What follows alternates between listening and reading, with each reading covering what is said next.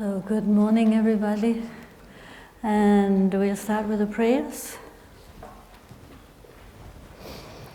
Valden Save Lama Rinpoche Dage Jivo Bende Den Shula Kadren Chempo Gone Jesunte Kuson Dujing Adu Sadu So Sanje Chudang Soji Chunam La Sanju Badu Dane Chapsuji Dagi Jinso Jibe Sunamji Dola Penje Sanje Dupasho Sanje Chudang Soji Chunam La Sanju Badu Dane Chapsuji Dagi Jinso Jibe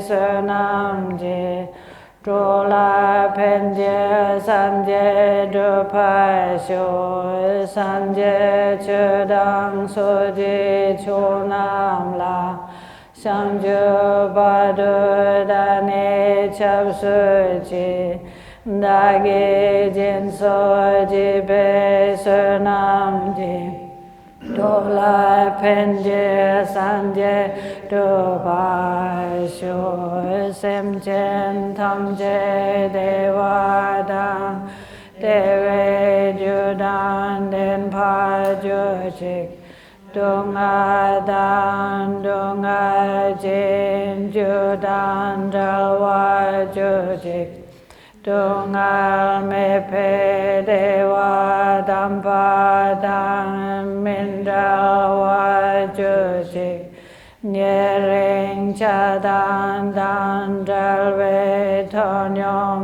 Chenpula Nepa Jujik Semchen Tamje Deva Dam Deve Judang Den Pa Jujik Dunga Dan Dunga Je Judan Dalwa Jujik Dungal Mepe Dewa Dampadang Mindalwa Jujik Nyering Chadan Dan Dalve Tonyom Chenpula Nepa Jujik Semchen Tamje Dewa Dang Deve Judan Den Pa Jujik Dunga Dang Dunga Je Judan Dalwa Jujik Dungal Mepe Dewa Dampadang Mindalwa Jujik Nyering Chadan Dan Dalve Tonyom Chenpula Nepa Jujik.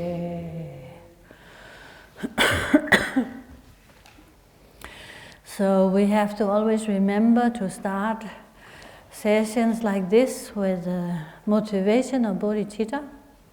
We're going to look at the Sutra, one of the sutras of the Buddha, the 35 Buddhas, or the Sutra in 3 sections. So we are doing this with a motivation that we may work on our own mind to develop our own potential for the benefit of all beings.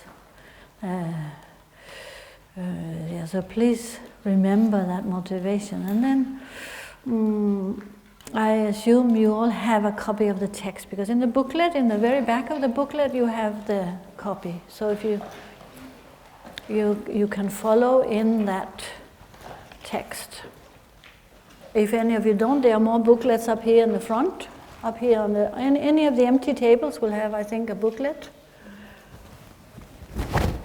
So if you look in the back, you will find the Sutra in 3 sections. Pungpo Sumpe Do, it's called. Pungpo Sumpe Do. Pungpo is a heap. Sometimes it's called the 3 heaps, the Sutra of the 3 heaps. Sum is 3, and Do. Do is a sutra. Mao dana do. Do. Pung po sum pe do. Pung pe do. So this is the way I was always taught. Is called the Confession to the 35 Buddhas. But it's more than confession, but it's a purification text, purification practice. But it focuses on these three heaps, and one of them is confession.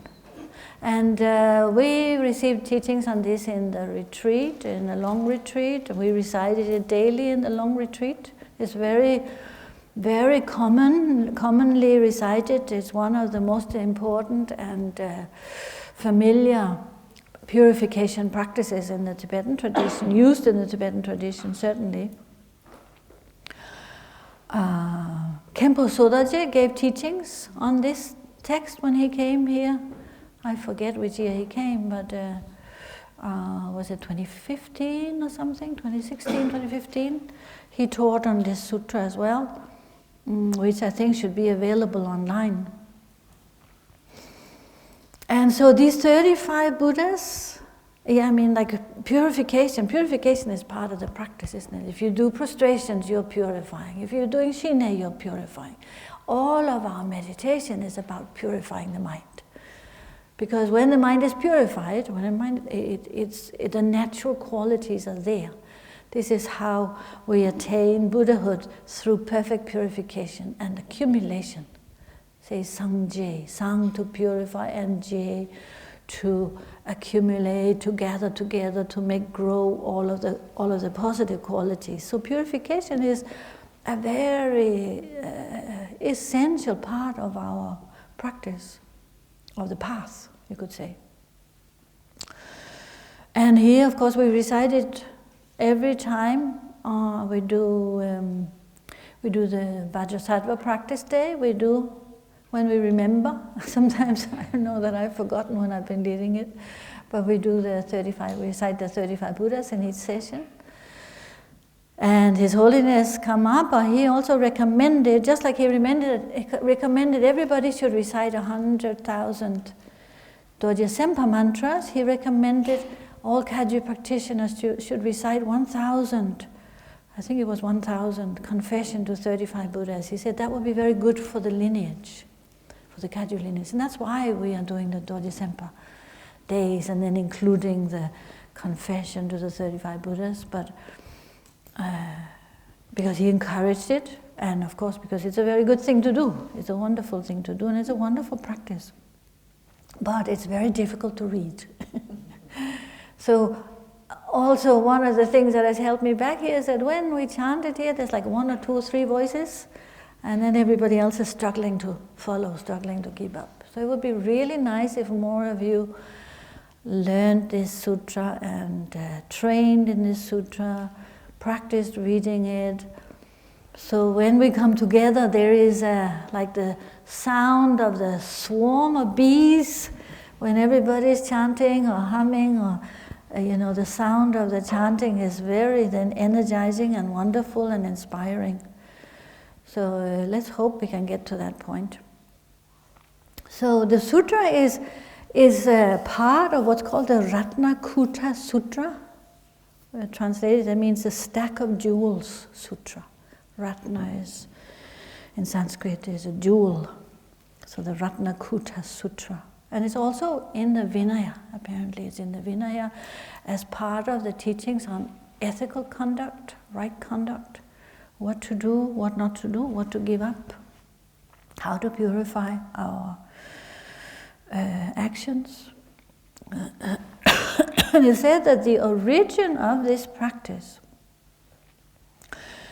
it came, the way it happened was that at the time of the Buddha, a group of 35 monks of the Buddha's disciples, they had taken Bodhisattva vow, they had taken vows, but they somehow, and it doesn't describe exactly how, but inadvertently they provoked or caused the death of a child when they were out on their begging rounds. You know, the Buddha and his disciples would go out every day to beg for their food with their begging bowls. They would stand outside the house, and they would have a long staff, like you see out in the courtyard, the staff with the bells on top, and they would stamp this staff in the ground 3 times, and the bells would ring, and then people in the house would know that there is some monks outside asking for food, and they would come out and offer food. So on one of these begging rounds, a child died by accident.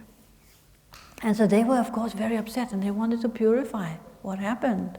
And they went to Upali, one of the senior students of the Buddha, and asked him, please go to the Buddha and ask him for his advice, and what can we do to purify this terrible event that happened? What method is there? What kind of purification is there that we can do to make things good?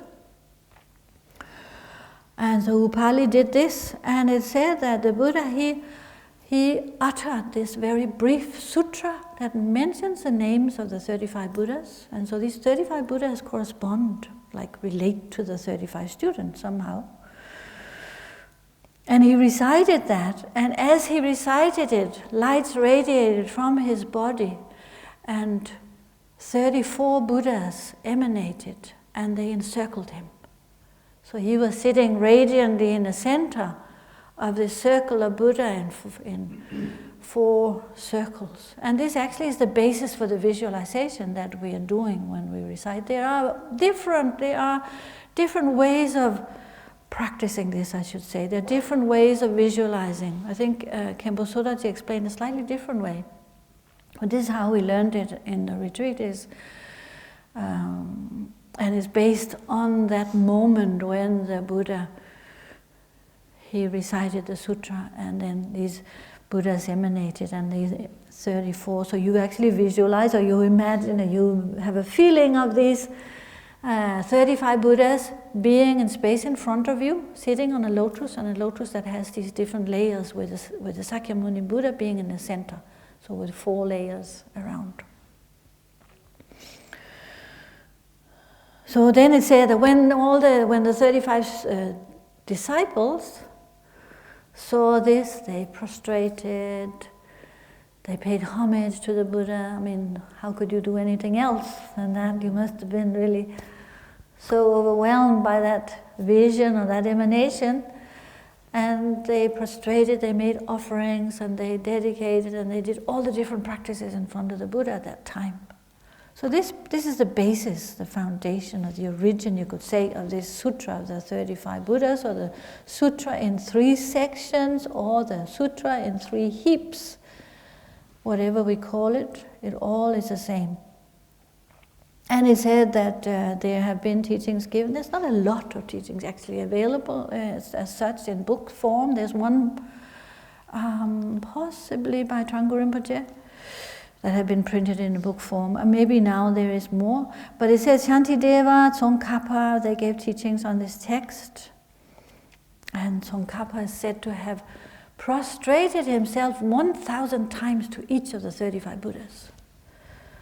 So I don't know if that means 1,000 times in total, or 100,000, not 1,000, 100,000 times. Whether it means 100,000 times to all the 35 Buddhas, or 100,000 times to each one, 135,000 times. Maybe not. That would take a lifetime, wouldn't it? But so, the sutra and the practice, this method of purification, because the Buddha gave this as a method of purification for these 35 disciples. So of course it was not only meant for the 35 disciples. The Buddha had vast vision, right? The Buddha was omniscient. He did not just teach for the moment, he taught for the future disciples, vast vision. So it's also for us. And for us, we have to see it as a very powerful way of purifying our mistakes, whatever mistakes we make. We all make mistakes, right? We all do things that we wished maybe later we hadn't done. Maybe we Maybe we don't realize at the moment it was harmful. Maybe later we recognize this was not really a good thing to do. Or at the time we did it, we were so overwhelmed by whatever was driving that action. And things that need purification are generally driven by the three kleshas. Attachment, aversion, ignorance are the root of our kleshas, the root of our kleshas, they are the root of our negative actions and what we need to purify. So when we are so overwhelmed by any of those, we are not necessarily able to hold back, we're not necessarily able to change in that moment, even if we might know that this is not the right thing to do, but it can be very powerful. So we all have done things that are dominated by the root, by the kleshas, by the afflictions. And so we have plenty of purification to do. And we don't know, even like when we do purification, we are not just thinking of what we are aware of in this life or what we are unaware of in this life. We're saying past lives, what we are unaware of in past lives, what we knowingly or unknowingly did in the past, what we requested others to do, what we rejoiced in others doing. So there are many layers to it, to the purification. So from that point of view, of course, we have a lot to purify. And purification is a wonderful thing. Like we feel better when we have dealt with something. If we don't deal with, if we know we have done something, made mistakes, we feel bad about it afterwards. We feel guilty, we say, I feel guilty. And so purification is a way of dealing with that, removing and clearing any obstacles to our path. It's as Lama Yeshe famously says, it's like we have a pile of dirty washing, and guilt is just recognizing we have a pile of dirty laundry and we turn away, we feel bad about it, we don't want to do anything. But purification is then we wash it. We put it in the washing machine or we wash it in the bucket, whatever method, but we purify. So purification practices are like that. It makes things clean. It makes us feel better. It clears obstacles to our peace of mind, to our happiness, even to our long life, to our spiritual practice. So it's hugely important. And it also helps us to not do it again, or at least do it less and less and less, and less powerfully in the future. So we don't feel so helpless, we don't feel hopeless with methods available to us. We know what to do. There are many methods of purification, of course. We can, we can do practices like 35 Buddhas, we can do the Dorje Sempa, also making offerings, doing circumambulations, doing prostrations, with that in mind of purifying whatever we know needs to be purified. It will also have a positive effect to clear obstacles. So it's very, very productive, you could say. Helps us to change our negative habits, helps us to be self-aware, helps us to change and then to clear our path. But it's said when we do purification, we need call it 4 opponent powers sometimes, or 4 powers of purification. So when we do this 35 Buddhas, first of all, we sit in front of a shrine. We sit in front of a shrine. We sit in front of the 3 jewels represented, or the Buddha, at least the Buddha represented in the shrine in front of us. And this is through the power of reliance. We're relying on the 3 jewels for our path, for our purification. Or if we don't have a shrine, we visualize the Buddha surrounded by all the Bodhisattvas or more Buddhas in front of us, however we can, having a feeling of them in front of us. So we are relying on them for our path and for our purification and for refuge, and they're witnesses. They are our witnesses for this, you could say, confession to the 35 Buddhas. And they're also the ones that we pay homage to, prostrate to. So power of reliance is this aspect of taking refuge, and you could say, like, by making mistakes, by whether it's body, speech and mind, by acting negatively, that causes, like, through negative emotions, negative thinking, negative actions, negative karma. One thing after follows the other, follows the other. This is what we are trying to purify, but in doing that, we are sort of ruining our relationship with our source of refuge. You know, we are, can you use the word sullying? We are sullying. We are casting dirt. We are, I think there's a meaning of to sully something, like you make something dirty. We are we're spoiling our relationship. Spoiling our relationship with the Buddha. If that is possible, but it is possible. We are getting removed, more removed from that relationship. Just like if it was a good friend and we do something bad, it creates a distance between us, right? If we act well in our relationship with our friends, the friendship stays good. And it's the same with our connection to the Buddhas, that if we act well, we have a pure connection. It's like we have a direct line, you know? Pick up the phone, yes, they're at the other end. They'll listen. Not that it's from their side, because of course the Buddha, you know, is omniscient and compassionate and all of that. And it's not as if the Buddha has any wish to cut and turns their back on us and gives us a cold shoulder, all of that.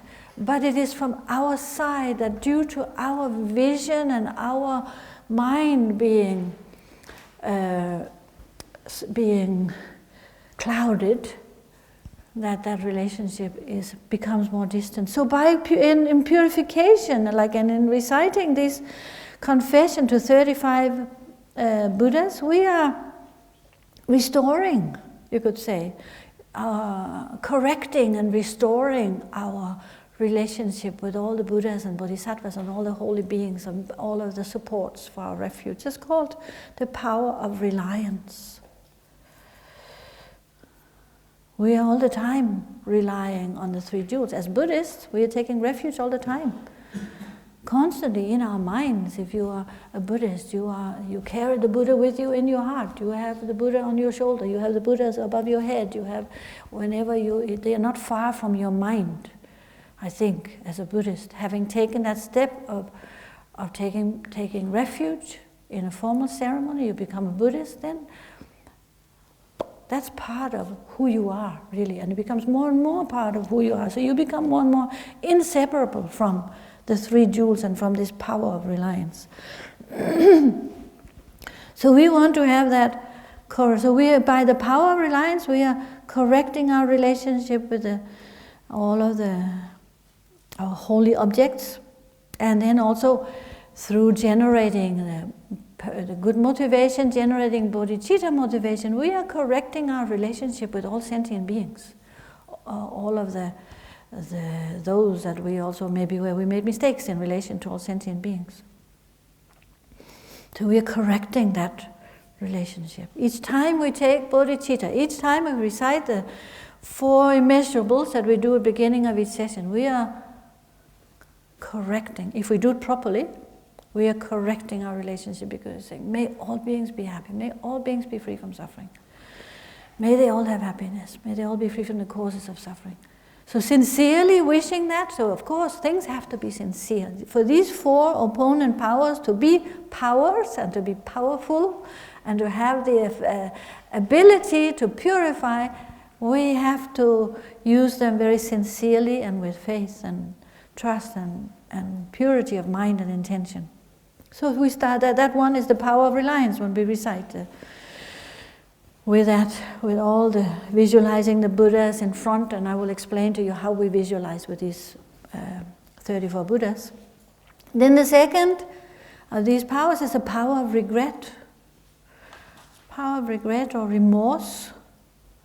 Because we recognize that we haven't been perfect. We would like to be perfect, sure, but we aren't, and of course we have to accept that as well. But when we have recognized this negative actions, body, speech and mind, when we review our actions, and that's what we should do. We should review our actions and understand that some of them are wrong. Our intentions are not always pure, our speech is not always pure, our actions are not always pure. So we review our actions, understanding some things to be impure and not and wrong and harmful, and causing suffering and harm to others. And that also causes, we recognize, that causes a hindrance for our own path, for our own happiness, like I said before, our own well-being, even maybe for our own long life. You know, a very, very negative mind, I think, is recognized as being sometimes cause of sickness, you know, at least stress. You know, we can get ulcers, we can get all kinds of physical sickness due to negative actions, meaning negative thinking, negative actions, negative speech. So it can also shorten our life. Not that all sicknesses are a cause like that, but basically we need to recognize that negative actions are harmful to others, but they're also harmful to myself. In whatever I'm trying to achieve, I'm trying to achieve peace of mind, stability, mental stability, happiness, right? We all want that. So if I act out negatively, I'm just sort of putting obstacles in my own way, in my own path. So power of regret and remorse is important, is a second power. Then you have the power of remedial action. And that's what we are doing here, the remedial action. This is what the Buddha gave to the 35 students when they came to him and they were full of remorse. Surely on their begging round, they were not intending for anything bad like that to happen, someone losing their life. So they must have felt terrible, very, very great sadness and regret and remorse at what happened. So they came to the Buddha like that, and this was what he gave them. He gave them this remedial action, the power of remedial action, the Sutra. So we apply remedial action when if we know how to recite the 35 Buddhas, we recite the 35 Buddhas with a pure intention. If we know how to do Dodhya Sempa practice, we do Dodhya Sempa practice, or we just recite the 100-syllable mantra with the visualization. If we know how to do circumambulation, if we know how to do offerings, if we know how to do prostrations, if we know how to apply ourselves to practice of any form, but especially those that are particular purification practices. So they have to, here we recite this confession to 35 Buddhas or the Sutra in 3 sections with great intention of purification, very sincerely and conscious intention as a remedy to right what wrongs we have been caused. So it's not just a matter of reciting like fluently, we can recite it all so well. It's not enough. But of course, we have to start by learning the recitation as well. It's also important. But the very deep important aspect is the sincerity and these 4 opponent powers or remedial power of reliance, power of regret, power of remedial action. And the 4th is the power of the resolution not to repeat that action again. So it said without that power, the others are not really very powerful. They're not really that useful, because if we just do it and we think, oh, that's it, okay, we can do it again tomorrow, because we can just recite the 35 Buddhas in the evening.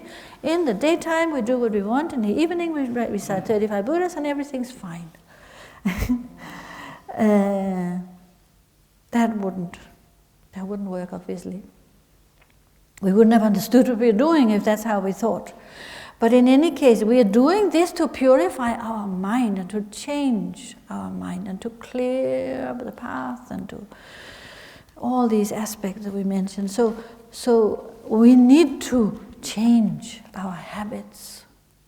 We only change our habits if we're aware of what they are, and we make then this, we have conscious awareness, purify, and then we decide, this is really not a good thing to do. I really want to do my very, very best not to repeat it again, because for all these reasons.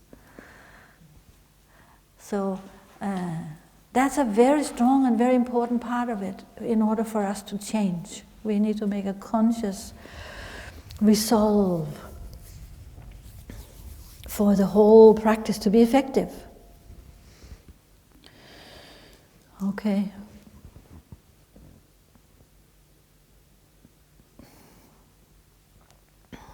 So the 35 Buddhas, these, the way this recitation works is we visualize as well as we can, or have a feeling of the 35 Buddhas and space in front of us. And then we recite the text, and the text is divided into these 3 sections. First is paying homage and prostrating to the 35 Buddhas one by one, reciting their name and paying homage to each one of them individually. And then the following section, as the first section, and the following section is the confession, and the third section is the dedication. So that's the 3 heaps or 3 sections.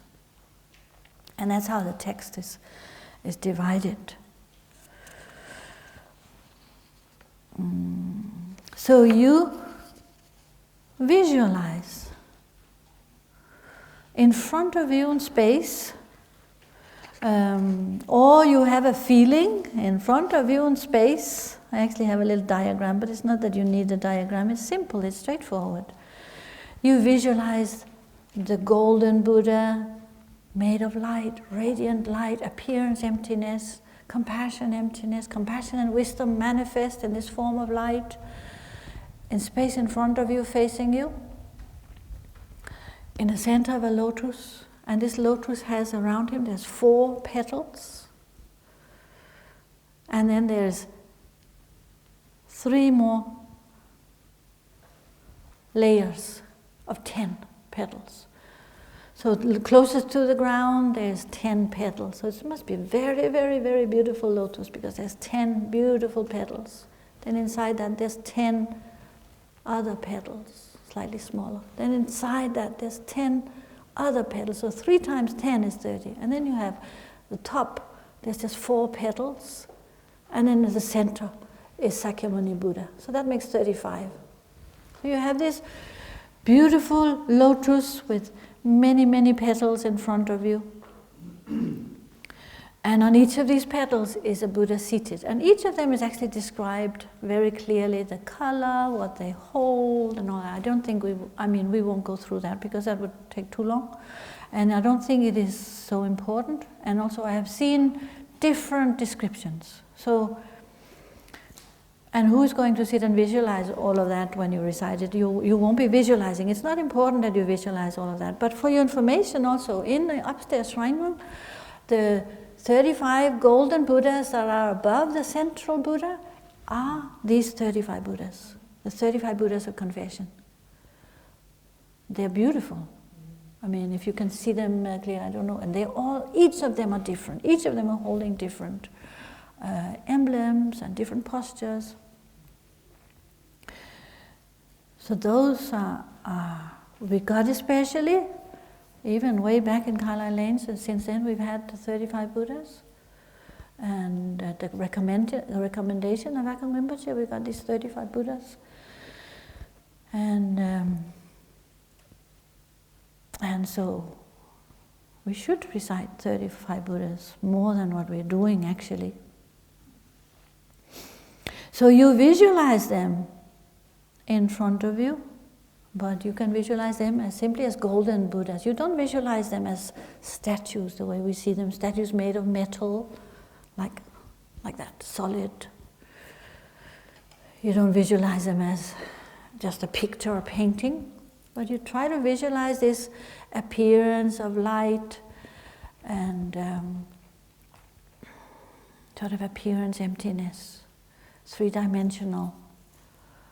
if you can, have a sense of that. Maybe for a few moments before reciting it, sit and try and visualize that. And then recite it and just have a feeling of the presence. And they are said to be present in the most beautiful environment. In a valley that is beautiful, it's a bit like Dewa Chen, full of birds and little ponds and lakes and sort of bird song. Very, very beautiful, pure area. And so they're in front of you, and you're directing the sutra, the supplication, the confession, the dedication, the homage, the prostrations to them. And if you can also imagine that many, many beings similar to you are emanated from your heart, and they prostrate to the Buddhas as you're reciting it. So many forms of yourself are emanated. So there's like and all sentient beings are with you. So it's not like, oh, just you and them. It's not like just a tiny little environment and a small place. You're not in this little shrine room. It's vast with the visualization. It is vast, limitless. All sentient beings, they're with you. There's a hum of chant, there's a hum of prostrations, there's an activity, virtuous activity and bird song and rejoicing and happiness in the air. And all the Buddhas are joyful to see that beings are practicing on the path. So that's the kind of visualization that you have in front of you, if you can, when you recite it, okay?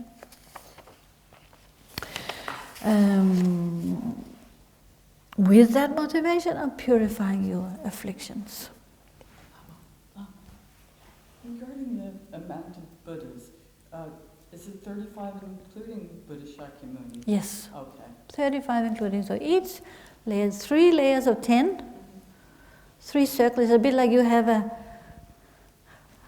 well, not 3 smaller, bigger, smaller, smaller, all in one lotus, and then just 4. The last one is just 4, and then 1 in the center. That makes 35.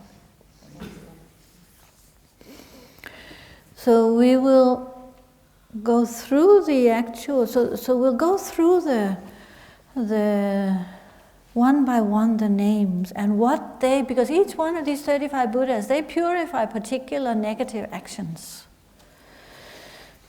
I think because they all, as we said, they embody the power of all the Buddhas, all of them. But each one has particular sort of purifying power, it's said. And maybe that's nice to know. And it makes us think of negative actions. What we may have done, even if we haven't done it in this life, what we may have done in past lives. And each of their names sort of reflect the qualities that you gain. So you purify particular actions, which is not mentioned in the text, but when you look at the name, you can see that the name in a way reflects the qualities that arise out of the purification.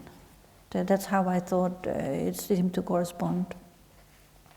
I don't think it's not as limited as I will explain to you. You should think of it as vaster than that. But so you start by taking refuge, right? So let's look at the text. So here it says to you at the top, it says Sutra in 3 sections. Sutra requested by Upali. Pungpo Sumpedo. And then it says, so it starts by taking refuge. It starts by taking refuge in the Lama. And this is actually explained that the original sutra did not have that line.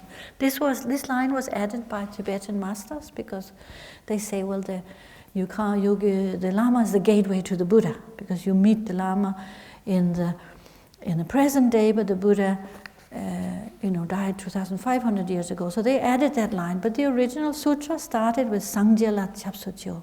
I take refuge in the Buddha. I take refuge in the Dharma. I take refuge in the Sangha. So taking refuge in the 3 jewels. And some forms of the sutra has also a place for your own name, to recite your own name. Where you say, I And then you say your refuge name. I, Lama Zangmo Pema, I take refuge. But this doesn't have this doesn't have it, because also when we recite it in a public forum, then some people have a Dharma name, some people don't have a Dharma name. But your Dharma name, your refuge name, you should always remember and know. If you've taken refuge, you should remember your Dharma name, because that's the one you would use. You would not use your ordinary name. So you start off by taking refuge. So now they're established in space in front of you. You have all the Buddhas in front of you, and then you say, and then you, of course, like once the recitation starts, it goes quickly. So you take refuge in the Buddha as the teacher. You take refuge in the Dharma as all the Dharma of scripture and the Dharma of realization. So meaning the Dharma of all the scriptures, all the Buddha's teachings, all the different aspects of Dharma that is available. And the Dharma of realization means our own direct experience of the path. And you take refuge in the Buddha as a teacher.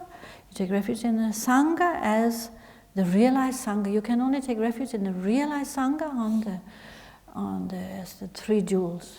Not ordinary Sangha, but you still take refuge in an ordinary way on your own path as your friends, your Dharma friends, as a support. There is a support in our, what you could say, Dharma brothers and sisters, but it's not only the Buddha really can give true refuge.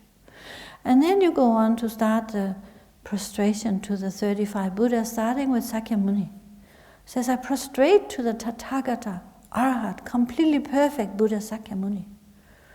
So that's where now they're paying homage and prostrating to the Buddha. And so here it's explained that through the power for each one, it says that through the power of imagining we're prostrating, and through the power of paying homage, paying respects to each of the Buddhas, then we are freed from a particular type of, or we are purifying a particular type of suffering that is caused by a particular negative action. Okay? So here for the Sakyamuni it says that due to prostrating, paying homage, we're freed from the suffering,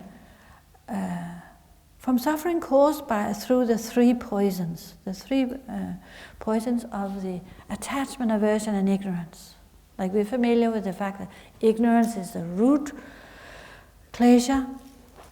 Out of that comes attachment, aversion, and then out with that comes all the others. So the three poisons. Then it does go into say, also explaining what will the consequences of negative actions. But I think we will just stick with the purification, because they are like descriptions of hell realms, of saying the type of suffering. If we don't purify, then we will suffer the being reborn in the hell, in a burning iron house, caused by the three poisons of attachment, and we will suffer due to that. So anyway, this is quite lengthy. Then if we're going through all the 35 Buddhas like that, I think it's more useful to know what is being purified and what is the result of the purification. So here the prostrating, and through the power of prostrating and paying homage to Buddha Sakyamuni, we purify all the suffering caused by the three poisons, and it means a pure mind. Three poisons are purified, totally purified. So total purification, because those are the causes of all our suffering. We say liberation. Maybe not in one recitation, no. You have to do many recitations for that.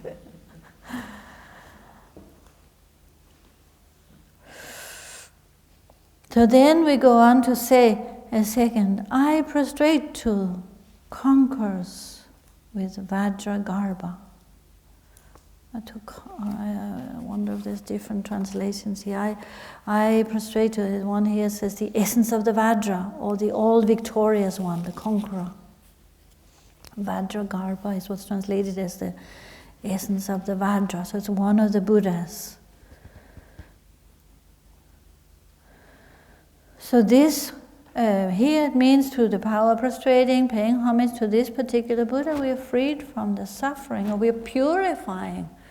That's not necessarily freed, but we purify the suffering caused by having wrong views. Wrong views of nihilism, eternalism, total misunderstanding of what is right, what is wrong. So having wrong views of cause and effect, for example, this will be purified. This Buddha, you say, has a particular power to purify the suffering caused through wrong views. And it means the result of that is that we become victorious over emotional afflictions. So it said that it represents the clear essence of the teachings that dispel wrong views and subdues the kleshas. So because we don't become victorious over the emotional afflictions without having that understanding of the clear essence of the Dharma, of the teachings. So that's the key point, is wrong views, purifying wrong views, and meaning right views. You develop right views. Third one says, I prostrate to the precious radiant light, the jewel radiant light.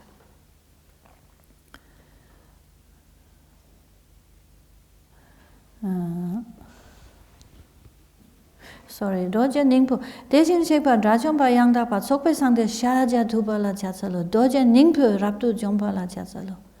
Doja Ningpo is the one we just did, yeah? Then it says Rinchen Utro La Chatsalo. Rinchen Utro. Rinchen is precious and Utro is a radiant light. I prostrate to this Rinchen Utro, radiant light. And this purifies the suffering caused by stealing, taking what doesn't belong to us.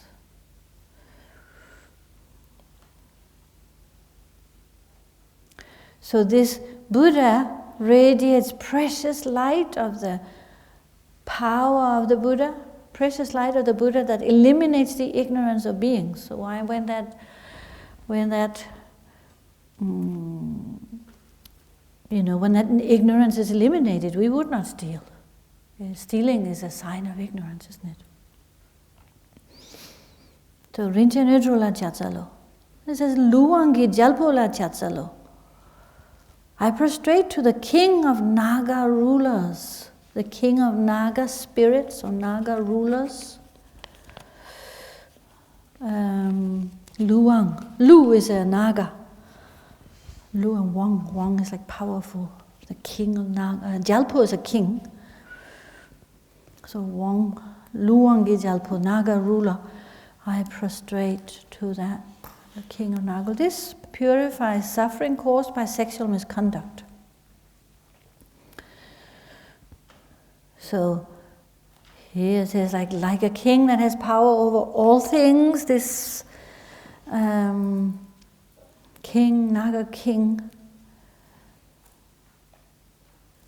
eliminates, because there's a Buddha called the Naga king, eliminates all grasping, all desire for things as being truly existent.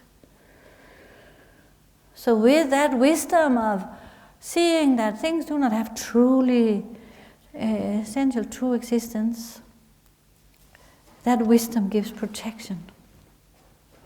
And that means it would purify, and it would certainly eliminate sexual misconduct. All craving would be gone. So things, wrong views, stealing, sexual, this is all part of the 10 negative actions, right? The 10 stealing means taking what hasn't been wrong, doesn't belong to us. Stealing, it means We can steal by force, we can steal through words, meaning we get someone else to steal for us. We can steal by intention, mind. Also it implies we're getting others to do it for us. And sexual misconduct means we are, if somebody is committed to someone else, or if someone has vows, if someone is married, or somebody has a partner, or somebody has vows of celibacy, or vows of, what do you call it, being faithful to one person, what do you call that?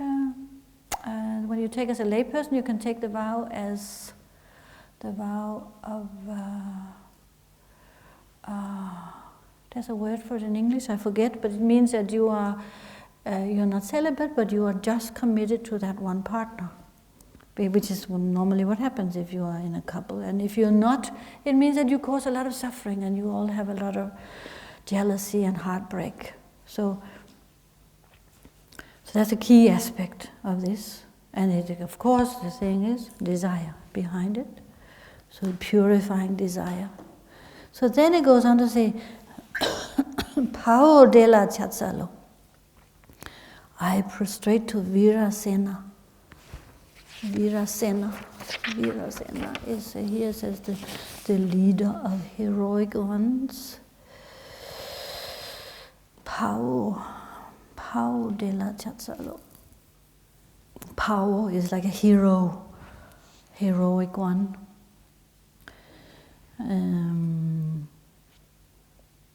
And this frees one from, or purifies the action of killing and taking life. So it says that just like a warrior destroys all battles in the cycle of existence, and this heroic warrior has the power of primordial awareness that's undefeatable. So just like a very heroic warrior cannot be defeated in a battle. Here's the battle of Kleshas, and it talks about the spiritual warrior, that on the spiritual path, this primordial awareness is like a spiritual warrior that is undefeatable. So with that awareness is what we develop through purification of killing. So killing, taking life, means intentionally killing. Actually intentionally, I think you are aware, maybe with intention to the stronger intention we have in our actions, the more powerful the action is. So if we intend to kill, and there is this object of kill, the object of our intention, there is the action we carry through, and we are satisfied that the action is carried through. This is the completion of this negative karma. So the intention is very, very important for determining how negative an action is. And in terms of killing, if we accidentally kill somebody, accidentally step on a snail or an insect or something, or you drive, or we do things like accidentally we take life, which we are doing. Even when we don't know, even when we cannot see, there's life we cannot even see, because our eyes are not strong enough. Certainly my eyes are not strong enough. But even as human eyes with good eyesight, our eyesight would not be strong enough to actually see all the life forms that exist. And so we are killing. Even if we are picking vegetables, and even if we are not eating meat, we are still causing the loss of life, but we are not intending to. And we are trying to avoid to the best of our ability to avoid. So that's the way you look at like killing or taking life, is we try our best to avoid and not have the intention, but still there's that awareness of there's still things to purify in terms of taking life. Then the next one says, I prostrate to glorious joy. That is Palchela Chatsalo.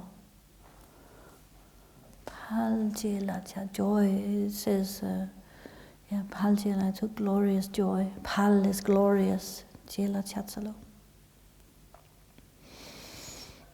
And this is so it means that these Buddhas have made commitments in their lives as bodhisattvas and when they became Buddhas to particularly focus on the purification of these actions. That's why these particular negative actions are mentioned with the name of each one. This one, it says, purifies the suffering of the karma that arises due to fighting and quarreling, negative speech, aggressive fighting and quarreling. Some people always fight and quarrel. Some people have to fight and quarrel. It's like having a jealous god mentality, because the jealous gods always fight.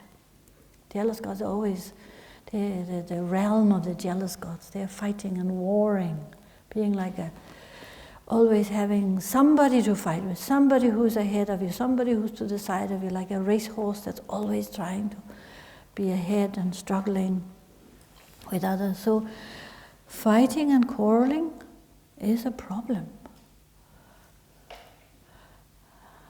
Fighting and quarreling is we can say there are many levels also to fighting and quarreling, because we can do it through our computers now. In the past we had it was, I guess, at the time of the Buddha, was always through word of mouth, through the word, through speech. Now you can fight and quarrel through just writing, and you don't even have to say who you are, but you can put all sorts of writing out there and quarrel with the whole world if you want. So many people are quarreling. So many people think that that's the way to solve things, and that's the way to get... I actually don't know what people's intentions are, but it only causes more trouble. So the purification of that says there's joy and bliss arising due to us overcoming negativity. There's freedom, there's joy and bliss when you're not quarreling, isn't there? Quarreling, it gives you a lot of stress, a lot of internal headache, and like you're never at peace when you're quarreling. You're never at peace when you're fighting. So when you're not fighting, you're at peace. That's what is represented here. Purification, fighting and quarreling, joy and bliss arises because you're overcoming negativity. You're not responding with negativity to negativity. It's kind of patience.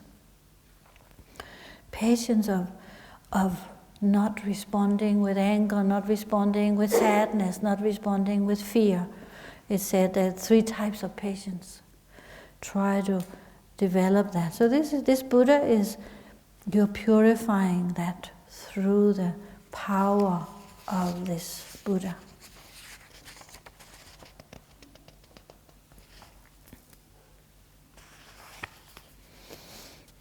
So that's the 6th of the Buddhas.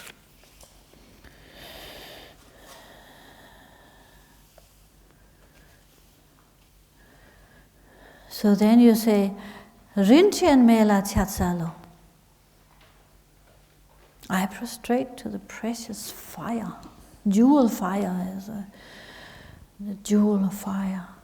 I prostrate to this Buddha who's like the jewel of fire.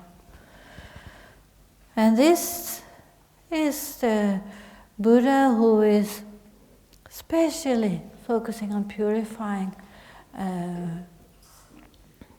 the suffering that arises due to negative actions caused by anger.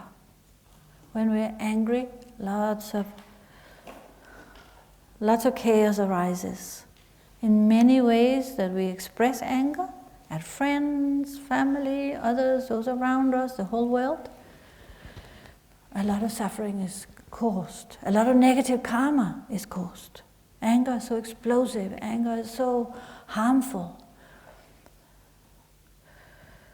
So here doesn't specify how that anger is expressed, but often anger can express itself through speech, through action. Some people kill due to anger. Some people steal due to anger. Some people have all kinds of negative actions due to anger. But here it especially specifies anger towards friends and close ones.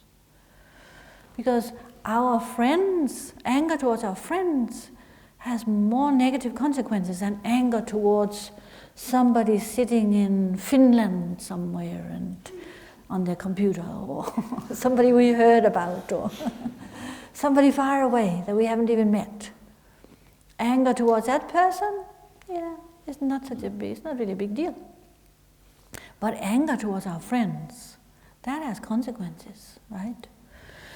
So the purification of that says a fire of compassion that burns away negativity. The fire of compassion blazes strongly when our mind is purified of anger. That's what we can expect as a quality when our mind is perfectly purified from anger. Instead, compassion blazes. So we prostrate to the precious jewel fire with that intention of, may my anger be purified, may compassion increase. And then we go on to the next one is number 8. Rinchen Dao La Chatsalo. I prostrate to the precious moonlight Buddha. Rinchen Dao La Chatsalo. Or jewel moonlight. Rinchen means jewel or precious, both. So jewel, precious moonlight. So here it purifies the suffering that is caused by the actions of the negative actions of killing, and it's specifically killing one's own lineage. It says that one's own lineage, like one's own family.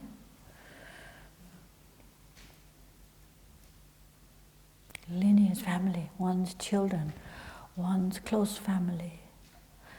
Anyone close to us. Again, just like being angry has more negative consequences if we're angry towards someone close to us, then, killing always has very strong negative consequences, but it has even worse negative consequences if it is someone very close to us and very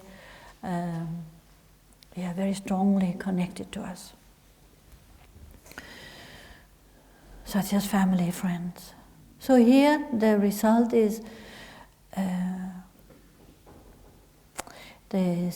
pacifying all the afflictions, the cooling light, it says cooling light of pacifying all the afflictions. Because killing would arise due to afflictions. So cooling light means inner peace. Cooling, it cools our mind, it really means that our afflictions have been cooled, because the afflictions are compared to fire and burning fire. So here it's the general. So the cooling light refers to how our afflictions have been cooled down. Then the 9th one says Tongwa Dönyu. Tongwa Dönyu La Chatsalo. I prostrate to the meaningful to see. Tongwa is to see, and Dönyu, the one that has meaning. Dön is meaning, and Yupa is to have meaningful to see. Tongwa Dönyu, the Buddha that is meaningful to see. So their names. And this purifies the actions of negative actions of closing the door to the Dharma, negatively closing the door to the Dharma, meaning like with negativity you turn away from the Dharma, you throw it all away, you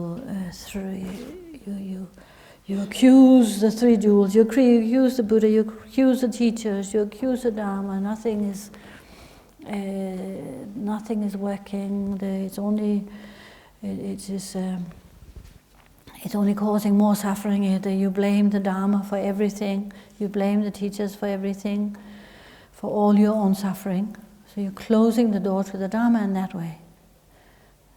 The suffering that arises from that, if one does that, then one's mind is in a big turmoil. But by purifying the negative actions of that, then unobscured awareness arises. And insight. Insight is a natural result of us practicing, studying, reflecting on the Dharma. Insight into the nature of mind, insight into the way things are, so the mind becomes purified. That's the 9th Buddha. Then you have the 10th Buddha, called Dhimma Mepa Lachatsalo. Dhimma Mepa means the stainless one.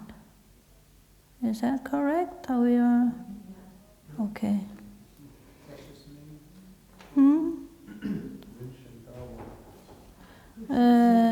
Did we skip one? Yeah. Rinchen Dawa Lachatsalo, that's right. Rinchen Dawa Lachatsalo. I prostrate to the precious moon. So the 10th. So this refers to the negative action, and consequences of that, purifying that, of coveting the property of the Sangha, of the fully ordained Sangha. So it means like desiring, taking or using. I think there's more similar ones that here, especially here, coveting, desiring or feeling jealous of the property of the Sangha. Here we talk about like realized Sangha, but Sangha, the reason often is called kor. And when you talk about purification, the Tibetan word is kor. And it means like and I think it comes later on in the text when you're confessing, in the part of confessing, because kor is seen as negative actions in relation to the Sangha. And the reason that is so, or to the three jewels, the reason that is so negative is that the consequences are stronger because Sangha generally have strong intent on virtue. The Sangha has their mind turned to the Dharma. When you become ordained, when you say Sangha, you mean especially ordained Sangha. It refers to ordained Sangha who have taken lots and lots of precepts.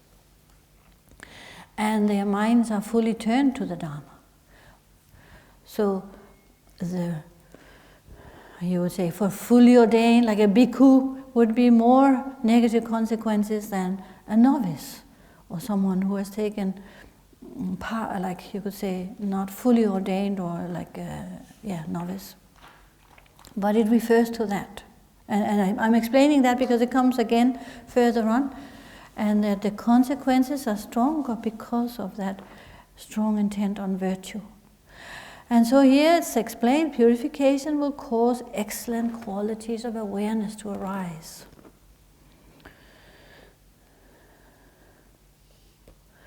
So qualities of awareness. Rinchen Dawa La Chatsalo, Dhimma Mepa La Chatsalo. Here says, I prostrate to Vimala. But also Dhimma Mepa means stainless. Dhimma is a stain and Mepa is without, so it means the immaculate one. The one who is told, the Buddha who is completely stainless and pure. I prostrate to Vimala, that Buddha. So this purifies negative consequences of beating and mistreating both humans and animals. But specifically like physical beatings and mistreating. I think we have some dedications, we had recently some dedications of some dogs that had been mistreated and tortured in the dedication, Chenrezig dedication. So this Buddha particularly purifies this kind of actions. And so we don't know. We may have done that in a past life. We may not have done it in this life, but maybe we did in a previous life.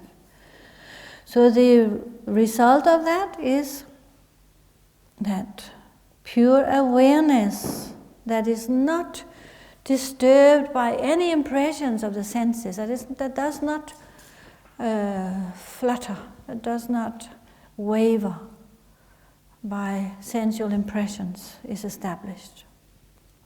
So pure awareness will arise. Drima, Drima Mepa, stainless, refers to that. So the qualities are also stainlessness. The next one, the 12th one, says Paljin la chatsalo. I prostrate to Viradatta.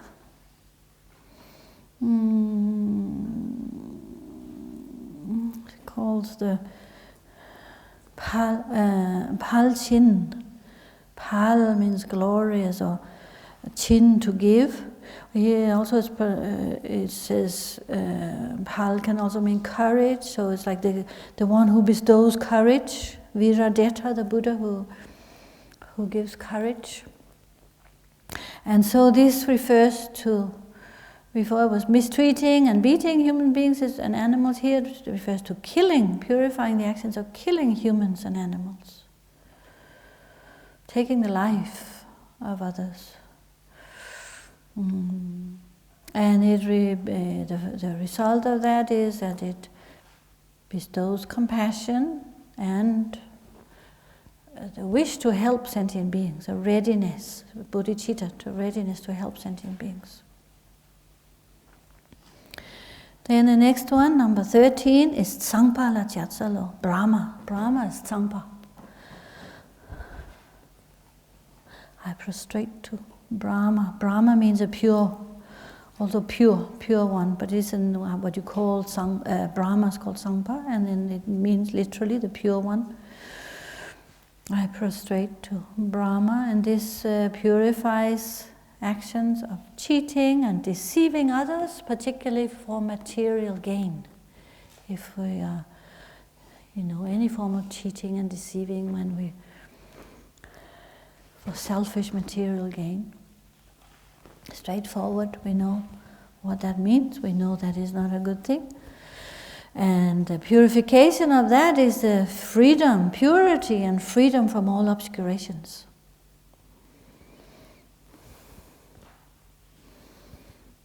And then the next one says, Tsangpe Chin la Chatsalo, that's the 14th. I prostrate to Brahma Datta, Tsangpe Chin.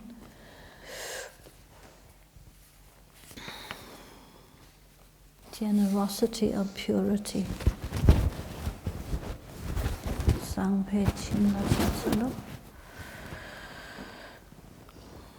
So this purifies negative karma of slandering and creating discord in the Sangha.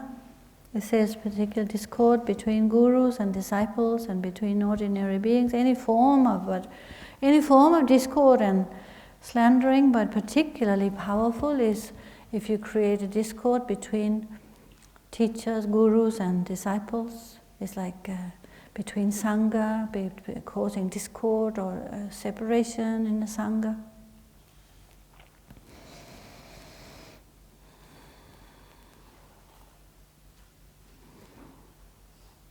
And this, the result of the purification is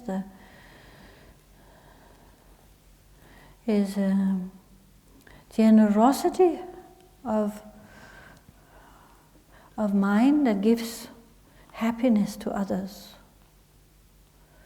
Generosity of imparting pure happiness to others in whatever way. So when it says generosity of mind, doesn't mean necessarily, it means any form of generosity that is capable of causing happiness for others.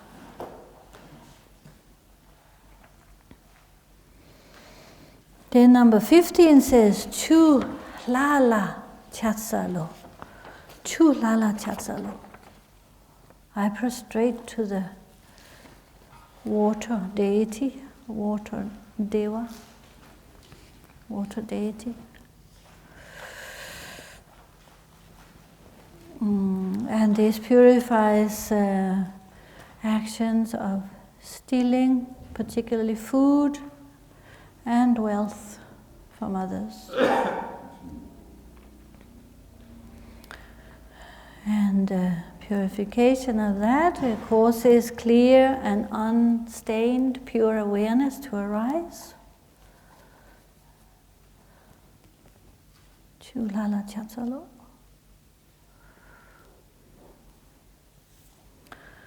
Okay. Chule Lala Chatsalo. The next one, 16. Chule Lala Chatsalo. I prostrate to the deva of the water deities. Deity of the water deities. So this purifies the suffering of stealing, particularly clothes of the teachers or parents or others who are close to us. So it mentions particularly teachers and parents. That means when you have in terms of accumulation of merit or accumulation of karma, both positive and negative, you have the field of accumulation of respect and devotion. You have field of accumulation of compassion, and so you were saying like teachers is in the highest level, and our parents and those who have been kind to us is in the next level, those of respect, those who have helped us in our life. Those of devotion, those of respect, and those of compassion. Compassion are all sentient beings who are suffering, but here it mentions those of devotion as our teachers and those of respect as our parents. It's particularly when we steal clothes from those groups of beings, parents meaning anyone who has helped us and been kind to us. That is worse than stealing from just anyone else. Again, is those who we have strong links to in a positive way. If they have done so much to help us, then if we act negatively towards them, this has worse negative consequences. It's a bit like with the Sangha, if we negative actions towards Sangha. So here the positive purification means that ultimately we will be able to have miraculous emanations to benefit others. When we reach Buddhahood ourselves, we will be able to have limitless emanations to benefit others.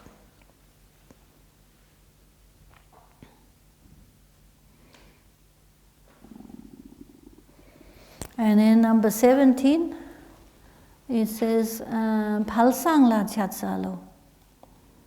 Palsang la chatsalo, prostrate to glorious goodness. Pal is glorious and Sang is goodness. Palsang, to the glorious goodness, the Buddha of glorious goodness. And this refers to, this Buddha has purification power, purifying actions of it says like, it says, enjoying someone else's partner or husband or wife. Meaning like sexual misconduct in relation to someone else's husband, partner or wife.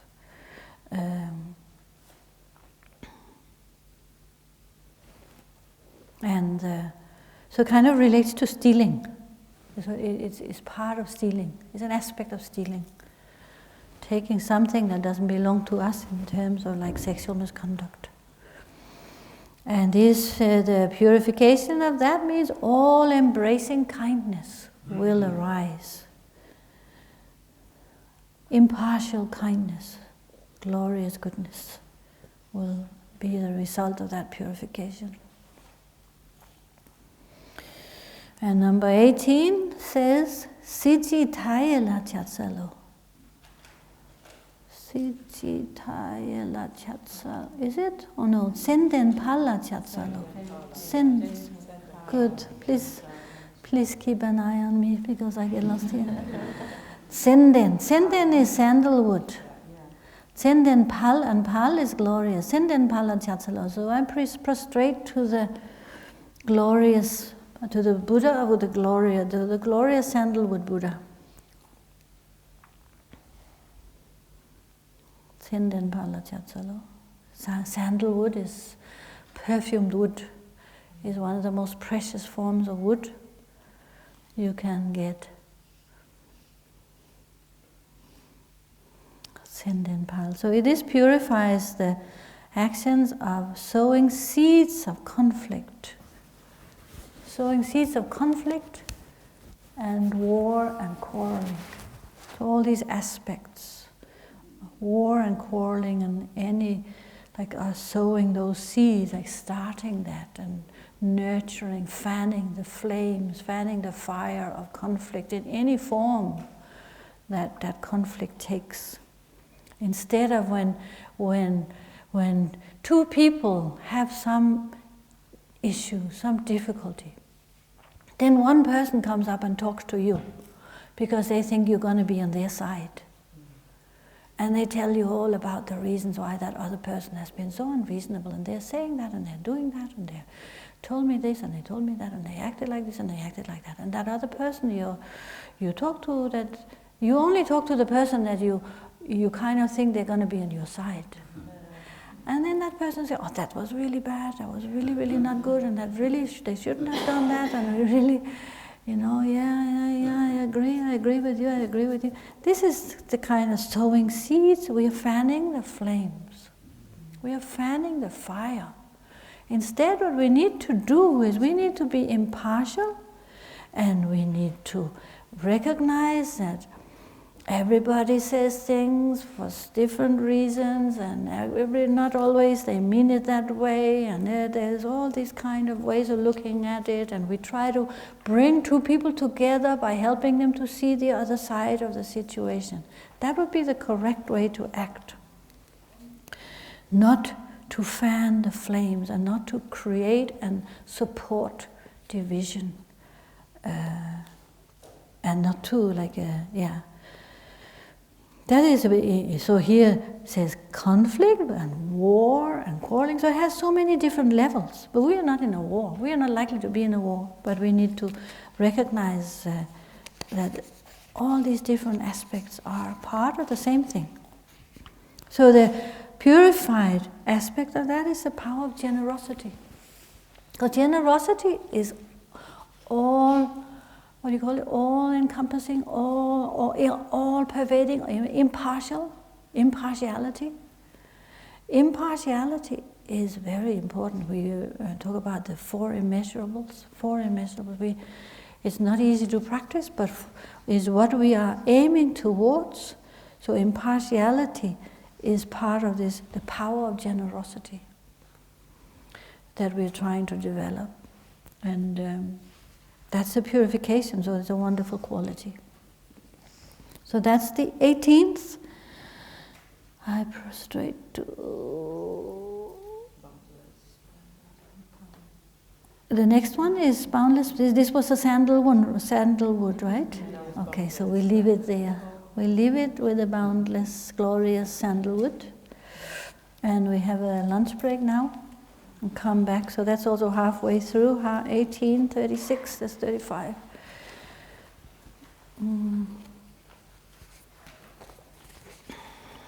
So we'll do the dedication, come back after lunch, and also, continue on the text. Senam de tam che zipane topne nye pedanam pamchene jegana jibalab chukpaye sipe sole doba shor shangcho semcho rimpoche ma che panam che Chepa nyampa me padang Kone gondur pelwa Shur palden la me shape den padang Kanyam yong la de shi jong wadam Da shen ma lu so sa te jane Nyo du san de sa la ke ba shu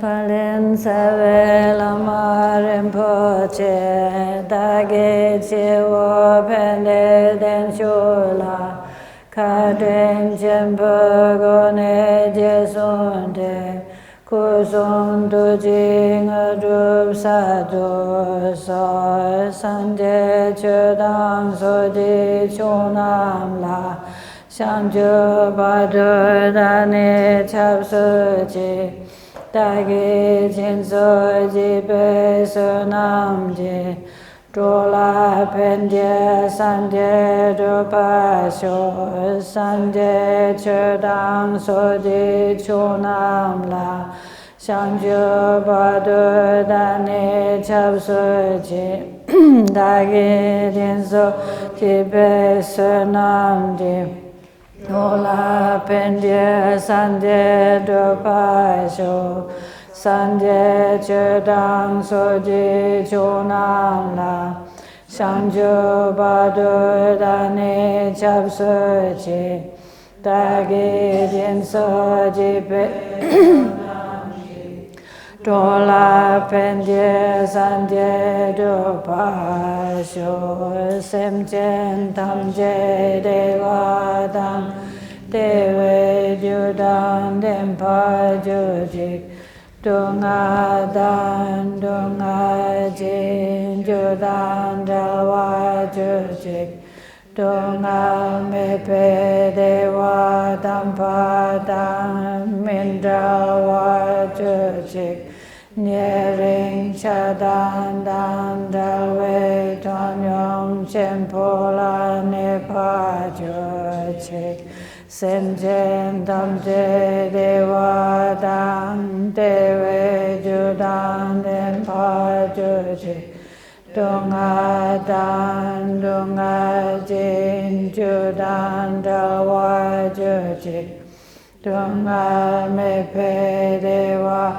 dampa dang mindrawa jujik Nyering chadan dan dalwe tonyom chenpola nepa jujik Senchen tamje dewa dang Dempa jujik Dunga dan dunga ji judan dalwa jujik Dunga mepe dewa padam mindrawa jujik Nyering chadan dan dalwe tonyom chenpola nepa jujik. So we continue with the 35 Buddhas, one by one, describing which negative actions, the consequences of those actions, what they purify, which Buddha purifies which actions, and what the purification qualities are. So number 18 was sandalwood, senden pala, chatsalo. Then the next one is 19, it says sijitayela chatsalo. Sijitayela chatsalo. I prostrate to boundless splendor or infinite brilliance. Siji means to be brilliant, radiant. Taya means limitless. Taya, beyond limit. Sijitaya la chatsalo. So this purifies the consequences of killing relatives or travel companions. It's similar a bit to previously. It said killing, cutting off your own lineage, killing your relatives. So here it is literally killing relatives or travel companions while on the road, meaning you're betraying them or killing them, or somehow you are going against them. So they can be all of them can have different levels of involvement. And it says that the result of the purification is limitless radiance or splendor, Siji, to benefit beings. Siji, that same, what was it called here? Glorious, boundless splendor. Splendor. So like you become splendorous. I guess it's really when we become Buddhas, eventually at the end of our path we become Buddhas, those qualities will be strong. Then it says, Öpala chatsalo. I prostrate to glorious light. Is light. Glorious light. So this purifies the consequences of killing animals and killing animals, and is two quite separate things. Destroying supports for Dharma practice. So it means like we're destroying statues, stupas, texts, mistreating all the representations of Dharma. When we take refuge, that's one of the things we say. We take refuge by taking refuge in the three jewels. We will treat with respect all the representations of the three jewels. We will, so like the statues, the texts, the robes. And you don't throw texts out when they are getting old. You don't put texts on the ground. If a statue is not perfect, you don't stop considering it a representation of the Buddha. It's still a representation of the Buddha. It still embodies the qualities of the Buddha. So you still treat it with respect, even if it has a little bit of a broken elbow, broken nose, something, crack. In the office we have a homeless place for all those Buddhas. They're sitting very high, very respectfully high in the office. So destroying all those is destroying representations of the Dharma. So the good qualities arising from purification of that is, you see, is deep awareness that dispels the gloom of the obscurations, the darkness of obscurations, the mist of the obscurations, the delusions. So awareness, great awareness. Then it says, Nyangen mepe palla chatsalo. Nyangen mepe palla chatsalo. I prostrate to glorious Ashoka.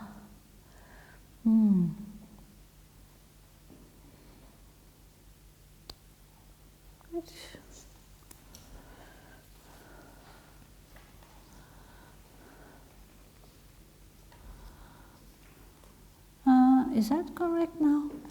Sijitai la chatsalo, boundless splendor. Öpala chatsalo, no. Senden pala chatsalo, sijitai. I'm just trying to link it up with the translation here. Sijitai, because they don't go straight under each other. Sandalwood, sijitai is boundless splendor. Öpal is glorious light, and in Nyangen mepe pala chatsalo it says to glorious Ashoka.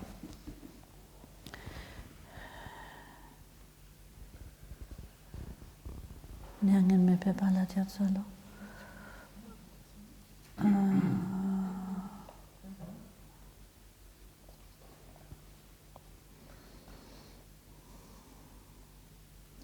Nyangen le depa. Nyangen le depa means nirvana. Nyangen le depa. Nyangen, so that means Nyangen mepa. Nyangen, we're going beyond, like Nyangen, I think means suffering, like sorrow and suffering. Nyangen Mepa, so it means the one without. Nyangen Mepa means without. Nyangen Mepe Pal, so the one that, the glorious one that is without sorrow.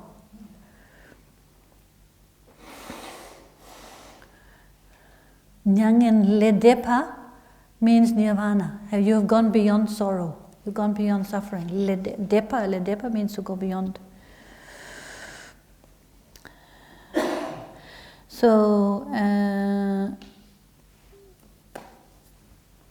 this one says, in number 21, it says the purification of the consequences of making things impure, dirty, or poisonous, particularly for the teachers, the lamas,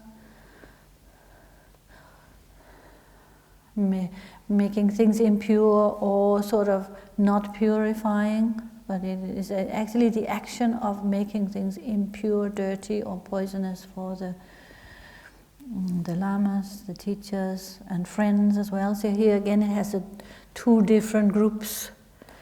Those who have benefited us a lot, and those we have respect, those with respect, those with devotion. And the purified aspect is we transcend suffering in samsara. So here is the samsara, Nyangen Depa. Nirvana, Nyangen is cyclic existence, is samsara, core.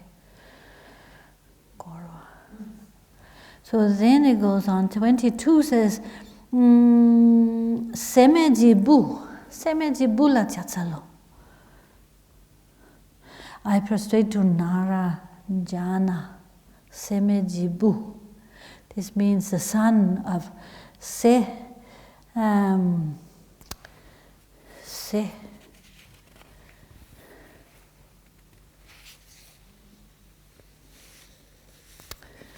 Here says of no desire. Se.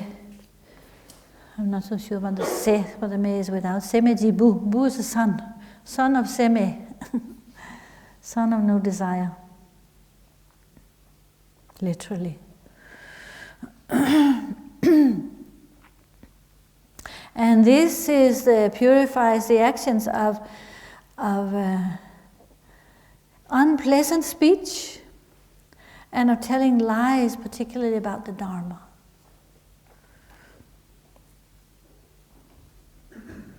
So any untruths about the Dharma, any also distortions of the Dharma. It's not like necessarily literally telling untruth or lying, but it's about distortion, distorting the Dharma. Maybe through unpleasant speech. Because distorting the Dharma is already unpleasant speech. But the unpleasant speech can have many forms. So certainly in relation to the Dharma, it would have much stronger, deeper consequences than we are talking about simply just saying unpleasant things about the weather or about somebody's appearance or about the food. Here it's about the Dharma. We might turn people away from the Dharma. We might stop people from benefiting from the Dharma if we say unpleasant things or tell lies about the Dharma or distort the Dharma. We might put people off.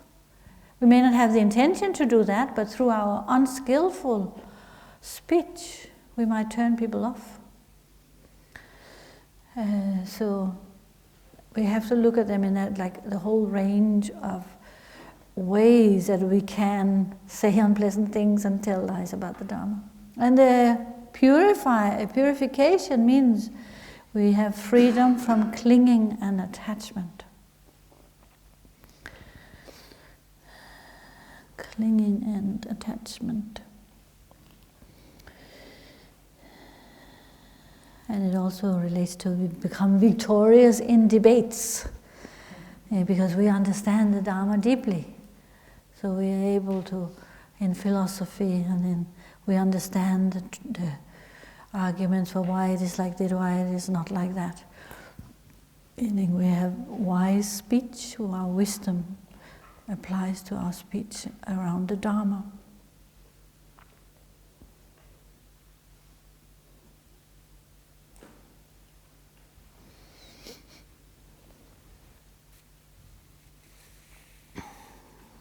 So freedom from clinging and attachment, and you saw the name of the Buddha was the Son of No Desire. Here it brings freedom from desire and attachment. Then we go on to Metok Pala Tyatsalo. Metok, the glorious flower. Metok is a flower, and Pal is a glorious. I prostrate to the Buddha, the glorious flower.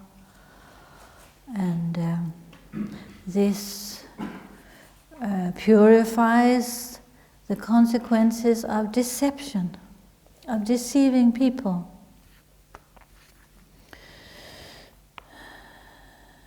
Deceiving people.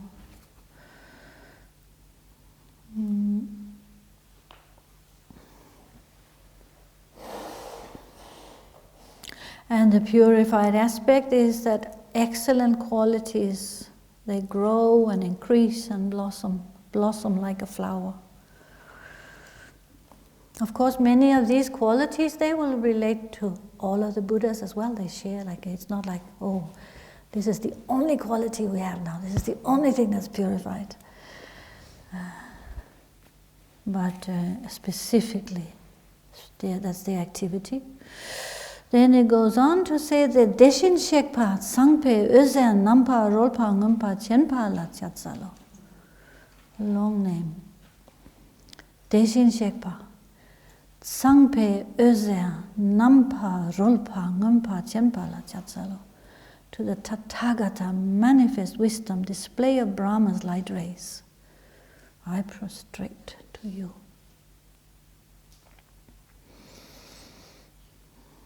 So this purifies the consequences of, here it's described as throwing insects into water and throwing fish onto dry land. Excuse me. So removing people from their environment.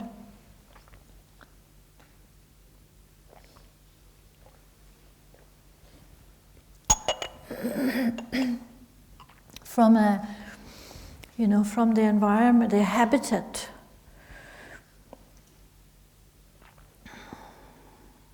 Killing and destroying and harming through contrary actions like that, taking life like that. And purification means means purity from all negative actions, of purity from all negativity.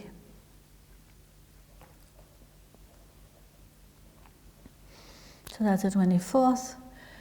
25th says Deshin Shekpa Peme Öze Nampa Rolpa Ngumpa Chenpa La Tyatsalo.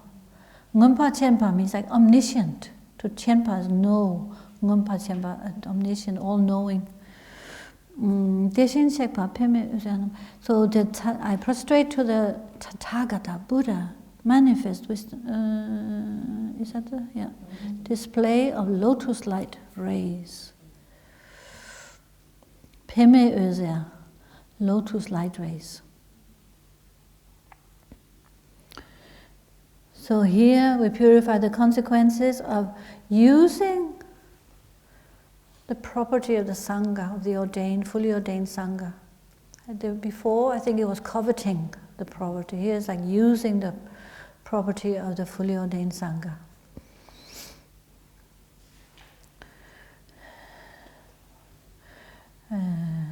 Here it says the purification is you're unattached to any worldly aim. So renunciation. Renunciation, and also no attachment, desire.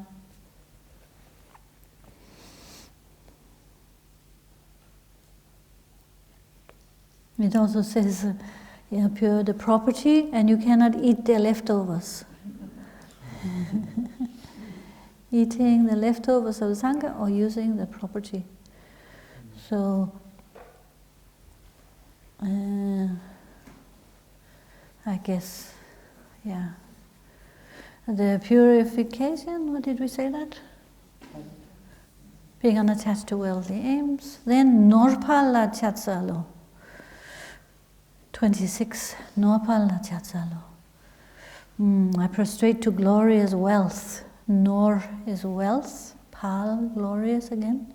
Norpal la, to them. Chatsalo, I prostrate, I pay homage. And this purifies the consequences of separating beings from their mother, particularly.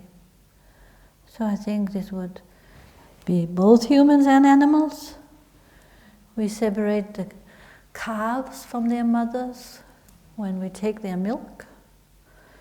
At least in Tibet, they were so kind to their cows, their dri, the female yak, to the animals they took milk from, because they just took a part of it and they always left the calf with the mother.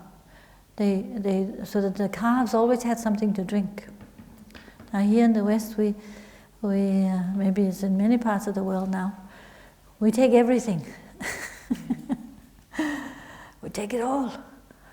Nothing left for the calf. Separate the cows. You know, in Samye Ling they had cows. I used to work in a dairy when I first came to Samye Ling. But they were very well treated, really, and they were also allowed to suckle from the mother. But sometimes when they had a lot of male calves, just limit to how many male calves, bulls you can have on a small piece of land like the Samye Ling field. So they were taken away and sent to other farms, and then I guess they were fed up and for beef. But they were always crying. They were always really calling for each other, so it was heartbreaking for everybody whenever that happens. So in Tibet, I don't think they did that. They let them stay. They take a bit of the milk, a certain part, and the rest they leave. They know how much to take, how much to leave. So separating beings from their mother. Also the humans sometimes are separated from their mothers. The mother is everything when you're a baby, whether you're a child or an animal, any form of, any species, all need their mother too. So I think it's not just like cows, we have to think, all the animals, yeah, there's a... we have to try and try and think about this. We're all going to become vegan.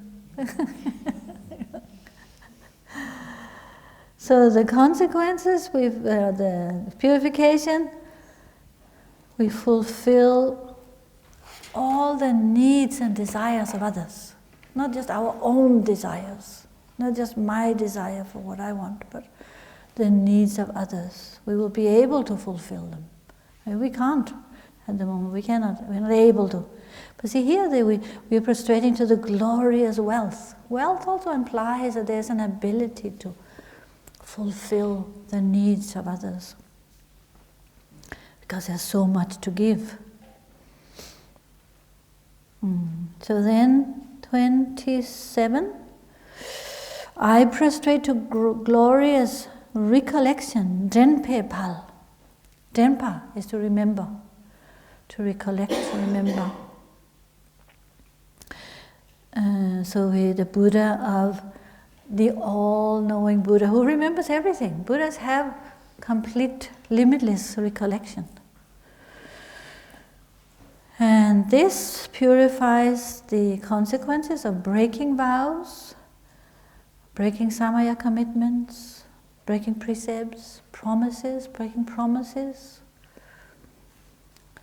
Stronger, in relation to Dharma, it's much stronger consequences, but also breaking promises to our friends also has consequences. So thinking like that, breaking our commitments, breaking our links, cutting our links. We have made certain We have certain responsibilities when we have made promises, vows, commitments. And the deeper they are, the stronger the consequences. So here the purification means that we gain clarity and we gain freedom from delusion and ignorance. Clarity and ignorance are opposite. So if we have clarity, we also free from ignorance. That's implied. And the Buddhas have all of that. Of course, all the Buddhas have freedom from ignorance. All the Buddhas have clarity. All the Buddhas have great compassion, power. But this is related. So then we say Senpe Pal. Tempe Pal. Senpal Shintu Yongdrak La Jatsalo. Senpal Shintu Yongdrak La Jatsalo. I prostrate to utterly renowned, glorious name. The Buddha with the utterly renowned, glorious name. Sen is honorific for a name.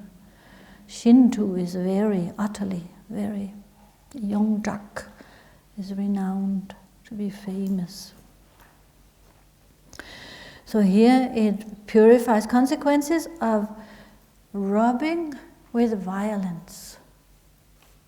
So we can rob, like it says also in many different ways. We can steal with violence. We can steal. We can steal through speech. We can steal through action. We steal through speech, through telling others to do it. We can steal with the mind. It's when we are rejoicing in others doing it, something.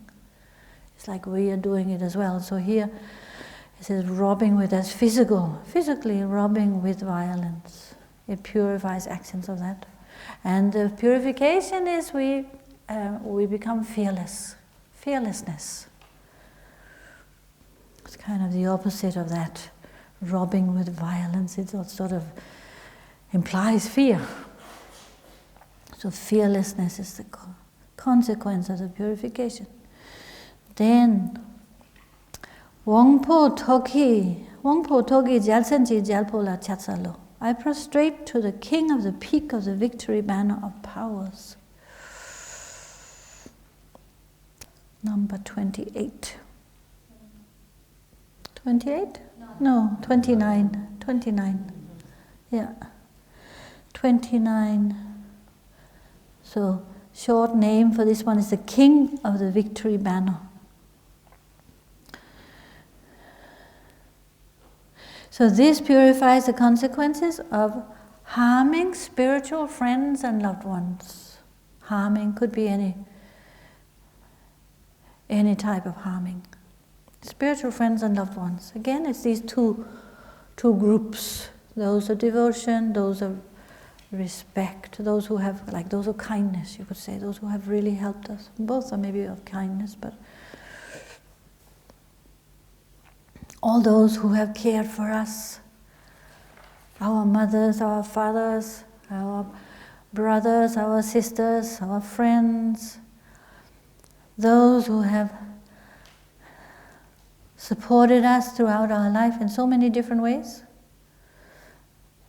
and our spiritual friends, those who on a spiritual path have guided us, helped us, supported us. It's a different way, but it's still much deeper support. So if we harm any of those, that is very bad consequences, because it's either very great benefit or very bad consequences, equally. Just like in this month of miracles, or 14 days of miracles, it's called the month of miracles, but it's for 14 days, that it says things will be multiplied manyfold. So it's called like we are encouraged. It's said to be the time when the Buddha displayed miracles. Each day he displayed a different miracle. He was debating and won the debates and displayed his qualities. So it's a very important, powerful time. And when it's a very important, powerful time, whatever we do, it's like we're inside a vortex. Whatever we do, it will have big consequences. big consequences. So that's why it says when you read the calendars and you read the text, it says, you're encouraged to practice, you're encouraged to do positive things, do circumambulations, prostrations, etc. Because it will be good for you. And when you do that, then at least you don't do any bad things. It stops you doing bad things when you're trying to do good things. We may not, depending how well we are practicing, the goodness that arises from that it will vary. But yeah, at least we don't do bad. So in that way, harming spiritual friends, loved ones, has strong consequences.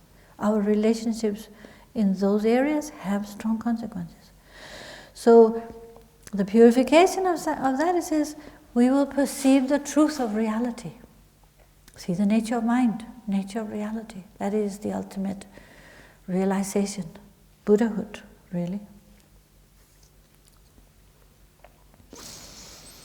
Number 30. Shintu nampa nunpe pala chatsalo. I prostrate to the glorious total overcomer. They're quite in funny translations. Subduer, most perfect subduer. Shintu nampa nunpa. Nunpa means like to suppress something down, to subdue, to overcome. Yeah, overcome obstacles. Subdues the kleshas and obstacles within beings. This is what it refers to. The Buddhas, that's what all the Buddhas do, isn't it? They subdue. Like when you see some of the tankas of the yidams, they are stamping on a, they look quite frightening and fearsome, grimacing, holding weapons, trampling on a corpse. That represents this nampa nun or shintu nampa nunpa. Nunpa, to subdue, to suppress the ego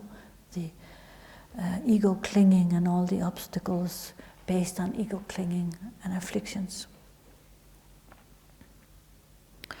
So this purifies consequences of being jealous of others. Jealousy, which is very poisonous. Like a poison that gets in and sort of makes something that is good, whatever we are jealous of something that we think is good and that we should have, but our jealousy just poisons it, and suddenly it's not good anymore. It creates poison in the atmosphere. When we are jealous, it creates discomfort for others, and it's very painful for ourselves. And we do a lot of negative actions due to jealousy. So here we prostrate to this Buddha, and it subdues the kleshas of jealousy and all other inner obstacles, particularly inner obstacles. Kleshas, jealousy.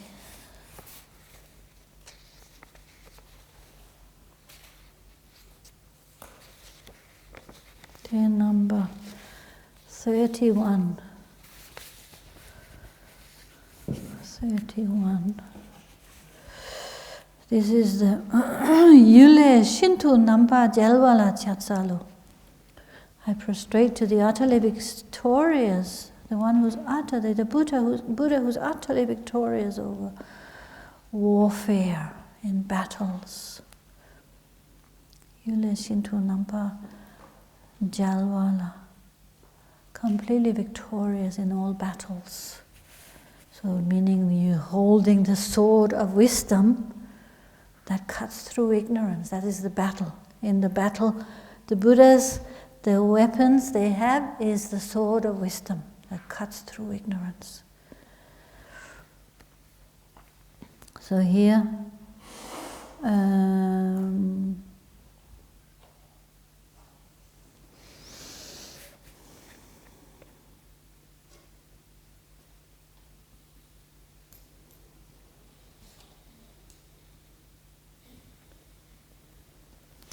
This is consequences of quarreling and negative actions that arise out of quarreling. And also, a specific one, it says, killing lice by heat or cold, through heat or cold. Killing lice in any way, killing lice.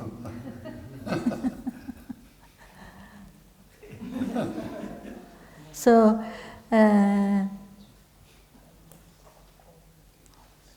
don't know if this is the translation, maybe that's so limited to lice. I think it must be killing insects, killing many, many different insects, because not only would you have lice, but also many other things that bite you. Our instinct is when something bites us that's uncomfortable, unpleasant, we kill it and we get rid of it. So killing, we have probably killed millions of insects in our past life. Now it's all done for us in the West. This century, everything is sanitized. Everything is done by either companies or someone else. We get to do it. So we also indirectly have consequences of indirect killing, but I think, in terms of like preferences and negative actions that arise out of consequences, preferences in terms of comfort, we cannot bear a little bit of discomfort.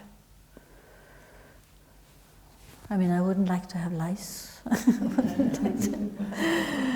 I'm not likely to survive long on my head, but none of us would like to have lice. What would we do? Sometimes we are in conflict like that.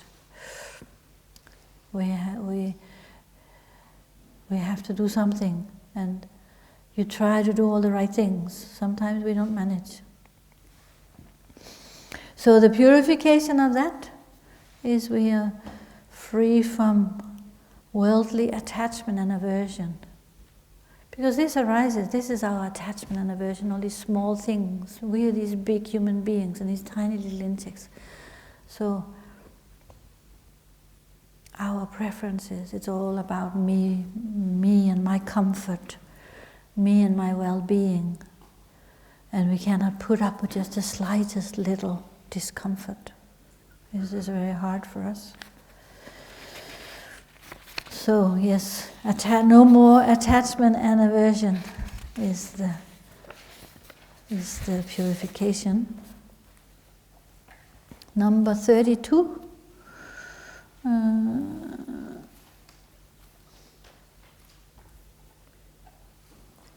Which was the one of battles, warfare? Nampa Nönpe Shekpala Chatsalo? Yeah? I prostrate to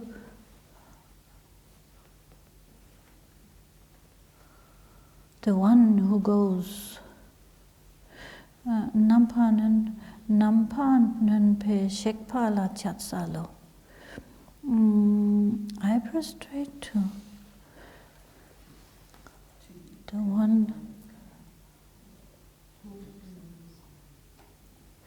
Nampa Nönpe Shekpala, the one who goes by overcoming. Nampa Nönpa, overcoming is a Nönpa and Shekpa, who goes. Well, I'm not so sure about that. It says we prostrate to the one, the one gone as perfect subduer. Gone beyond as perfect subduer.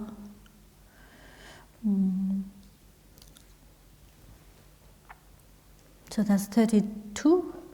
So purifies consequences of here this stealing the property of the Sangha, the fully ordained Sangha. Stealing, taking stealthily by deceit, like you're not just using. Before it was using, and before that it was coveting, but this is stealing. Not that the Sangha has much property that anyone would want, And so this the purification of that is that all of our inner worldly afflictions are subdued, nunpa, subdued, overcome. Then it says, Kune nangpa, kupe pala chatsalo. Number 33. I prostrate to the glorious array of ubiquitous light, all illuminating, glorious one. Kune nangwa kupe pala chatsalo. So it purifies again there's a similar one, that it purifies the consequences of causing disputes and quarreling. It's not only disputing and quarreling, it is when we are causing the disputes and we are causing the quarreling, we are causing the disharmony. We are the cause of it. And the purification is perfect awareness due to the elimination of ignorance. So that is again the function of all purification is to eliminate ignorance. So the next one says, Rinchen peme nampa nanpa la chatsalo. I prostrate to the precious lotus who overcomes, or who subdues. Rinchen peme nampa nampa la chatsalo. The jewel lotus, the perfect subduer. Buddha. The Buddha who's a perfect subduer. This is 34. And this purifies the consequences of intoxication, drinking alcohol, intoxication without restraint.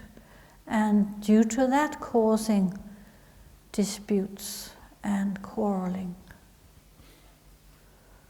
So these are sort of like, you can see some of them are particularly related to the precepts, or the 10 precepts, 10 on virtuous actions. So here like intoxication, alcohol. Recognizing that the consequences are negative. And so the purification causes perfect purity. The result of it is perfect purity. And the last one says, so perfect purity is also the lotus, isn't it? Lotus is a symbol of purity, which is the Buddha, the precious lotus Buddha. Then the last one says, Deshin Shekpa, Drachonpa, Yangdakpa, Sokpe Sangde. Sokpe Sangde Rinpoche, Pemala, Raptur Shukpa, Rewangi Jalpola, Chatsalo. I prostrate to the Tathagata, Arhat, completely perfect Buddha, king among lords of mountains, who abides on a precious lotus.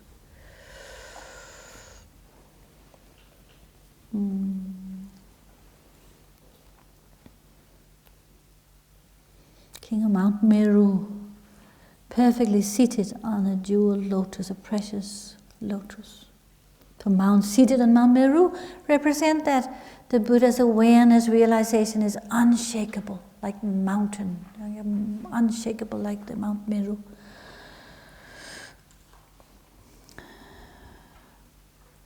The king of Mount Meru, he's a king, so the Buddha, all the Buddhas are like kings because their function is to do what needs to be done to overcome negativity and to cause happiness. So in that way they are kings for all sentient beings, just like a king looks after their subjects. So it kind of refers to everyone. So this purifies the consequences of committing the 5, what's sometimes called the heinous or I don't know how you pronounce it, unexpiable negative actions. The 5 most negative actions that cause that after death one goes immediately to experience the consequences, so experience a kind of a hell realm. And also other serious crimes, serious offenses, serious actions. So meaning like we harm a Buddha, we cause a Buddha to bleed, or a Bodhisattva to bleed, we kill a mother, our mother in this life, we kill our father in this life, or we cause a schism in the Sangha. We say causing a schism in the Sangha means like it's not a simple little argument, it means like a wide break in the lineage. So this is like very serious negative actions that have very serious consequences. Is the last one. So maybe that's why it has such a long name. Tathagata, Arhat, fully enlightened one, king of Mount Meru, perfectly seated under a jewel lotus. And it also refers to all the other Buddhas who are seated on lotus, jewel lotus thrones.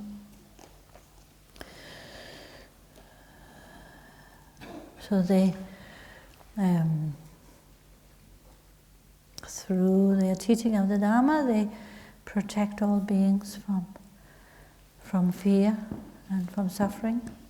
And he said the purified aspect of this is fearlessness and protecting all beings from fear. Because really when ignorance is cut through, that is a time when fearlessness is genuinely present. When we really embody fearlessness is when there's no more ignorance. So purity and fearlessness and protecting all beings from fear is that we will embody that when all our impurities have been purified. So that's the end of the 35 Buddhas one by one.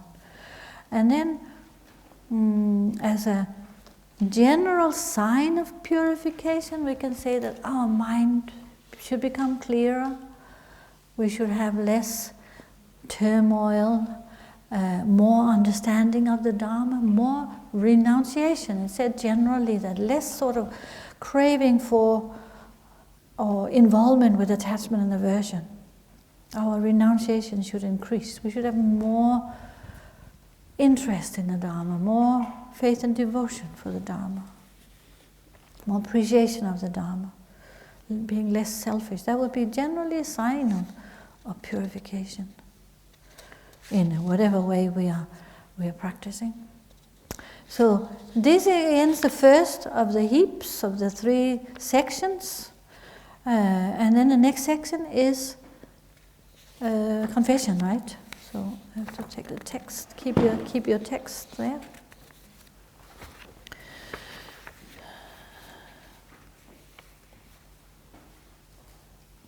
So in this part, we're naming the 35 Buddhas, try to our best to apply these 4 powers of purification, of remedy, and imagining we are just prostrating, paying homage to all the Buddhas in front of us. And then with the confession, the Buddhas are still there, and we are directing our confession to them. And so we recite the words of confession, and with that it's like we are openly admitting that we have done wrong. We have ourselves made mistakes. We have done wrong in our actions, in our lives. And we say, I pray that you consider me. Please think of me. All of you 35 Buddhas that I've just called out by name, one by one, please think of me. Please, I confess all these different actions. I express my weakness. Like the power, the words of the Sutra, the words of our prayers themselves, they direct our mind, isn't it? See, the prayers, they're a way for us to express certain things. And because if we were just to say that off the top of our head, we would not know necessarily what to say or how to express it. So the prayers are expressing and directing our mind in the way that we should think. and they help us to focus our mind and think in the right way. So here we are naming all of the different aspects, different wrong actions of what we have done. 10 unvirtuous actions, the major, all these different, actually, that we've just gone through now, all these different actions that were mentioned under each of the 35 Buddhas: killing, stealing, lying, coveting, wanting, being angry, killing, all of it, basically. Now we are confessing it in front of all these Buddhas. So we're saying, all of these negative actions, we are aware they are caused by our own attachment and aversion and ignorance. And wherever there is attachment and aversion and ignorance, the consequences are negative actions. So here we say, I admit all the wrongdoing I have committed, both in this birth, in other births, and throughout my beginningless births, while circling in samsara. From one birth to another, from one realm to another. We say samsara is these 6 realms, and the only way of getting out of these 6 realms is by understanding non-duality, or recognizing the nature of mind. So we're saying, not only am I confessing now everything I have done in this life, but also what I have done in the past, knowingly or unknowingly, intentionally, unintentionally, what I have also asked others to do, encouraged others to do, what I have seen others do, and what I have rejoiced in them doing. He's saying, wrongdoing committed by me, as well as encouragement of wrongdoing and rejoicing in wrongdoing, including theft of the wealth of stupas, like wealth maybe that is inside the stupas, like robbing stupas. There's many sometimes relics and statues and gold and precious jewels inside stupas. Theft of the wealth of Sangha, or of the wealth,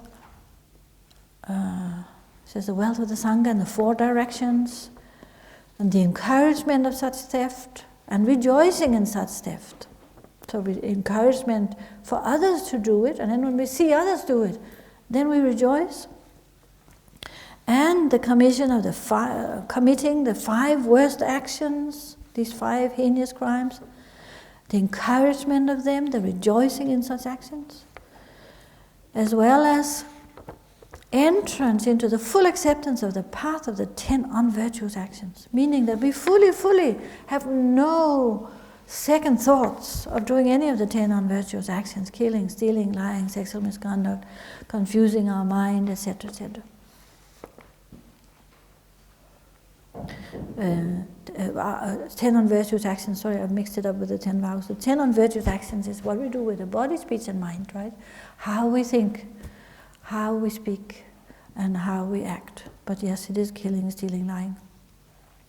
So the unvirtuous actions, the encouragement of those, and rejoicing in others doing them. Whatever actions will, through their obscurations, cause rebirth in hell, rebirth in the animal realm, rebirth as a hungry ghost, birth in the borderland, birth as a barbarian, birth amongst the gods, or with incomplete faculties, holding of wrong views, or birth in a place in which no Buddha will come. These are all the aspects that you will be familiar with from when you contemplate the precious human birth. These are all what we're saying, we don't have those hindrances, because all those hindrances are what stops you from understanding the Dharma, from meeting the Dharma, from understanding how you can help yourself to overcome your own suffering. So we say, in the presence of the Bhagavan Buddhas, all these Buddhas, Sakyamuni Buddha and the other 34, who have pristine wisdom, who have eyes, who are witnesses, who are impeccable, who are wise, who see. I admit in front of all of them, I admit all obscuring actions. I reveal them, I confess them, I do not conceal them, and I make this commitment not to do them again from now onwards. So this is these 4 purifying powers. That's how we should recite it, saying, I'm really sorry for what I have done. I will not do it again. All of you Bhagavan Buddhas, please think of me. I pray you consider me. So then the 3rd section starts, which is the section of dedication. So now the 3rd of these 3 heaps, 3 sections to the 35 Buddhas is dedication. So now we are dedicating. We have done the confession. We have from the heart called out to the Buddhas to say, really, this was wrong. This was a mistake. We have caused harm. I will not cause harm any further. And now we're saying again, all of you Buddhas, please think of me. I rejoice in all the roots of virtue I have ever generated, including those generated in this life, this birth, in other births, generated throughout my beginningless births while circling in samsara, including all acts of generosity, even the gift of one small mouthful of food to a being born as an animal.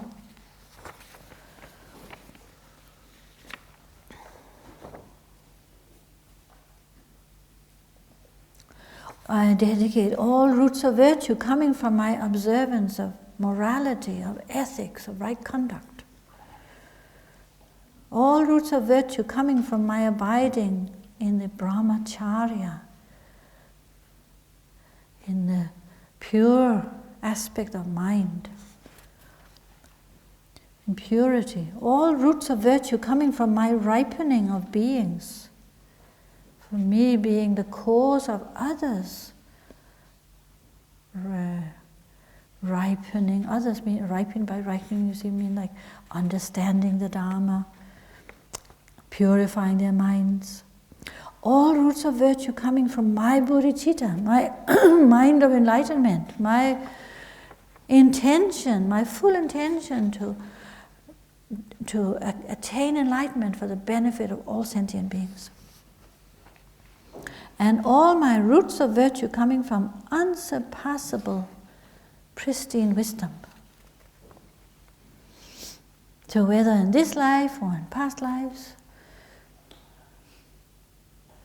whatever I have done from beginningless time up until now of good actions, even the smallest, tiny small action, say small actions, there will be little bit, every drop will fill a bucket. All of that we rejoice. I collect all those roots of virtue and combining them into one, I utterly dedicate them to unexcelled, unsurpassable, and supreme enlightenment. I utterly dedicate them to unsurpassable, perfect, complete awakening. I utterly dedicate them just as all the Bhagavan Buddhas of the past. So just like the Buddhas in the past dedicated their virtue now, and just like all the present Buddhas, or present Buddha did, like our Buddha Sakyamuni, and just like all the Buddhas of the future, utterly dedicate them.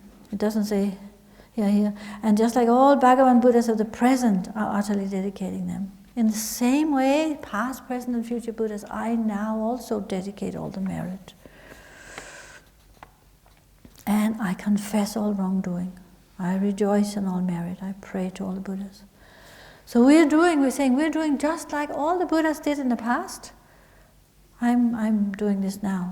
And that's important. We are emulating the Buddhas. We are trying our very best to do the right things. We're trying our very best to do what they're advising us to do, to apply these 4 powers perfectly, to purification, and to, with a good intention, to apply this power of remedy.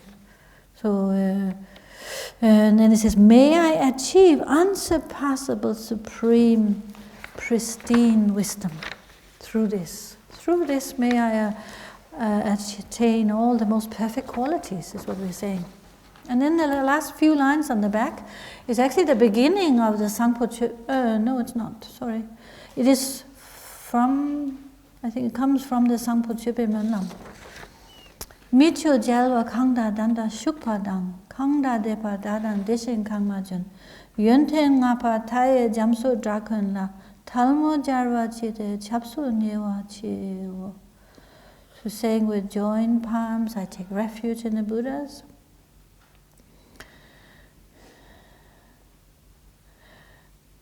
And all of the best of humanity who abide in the present, abided in the past, who are yet to come, all of the past, present and future Buddhas who have all the most perfect qualities, boundless qualities. We take refuge in them. So it's saying all of the Buddhas are like they have those boundless qualities. So that comes to the end. That's the end of the 35 Buddhas. And you should now feel comfortable reciting it. And I just want to find my page.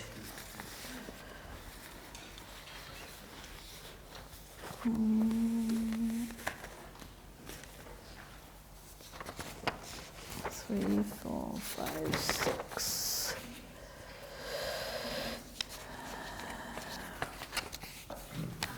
Yes? There's one word that didn't catch. You said brahmacharya, from my abiding in brahmacharya. I think it just means purity. Brahma means pure, Tsangpa. Brahmacharya, I'm not completely sure.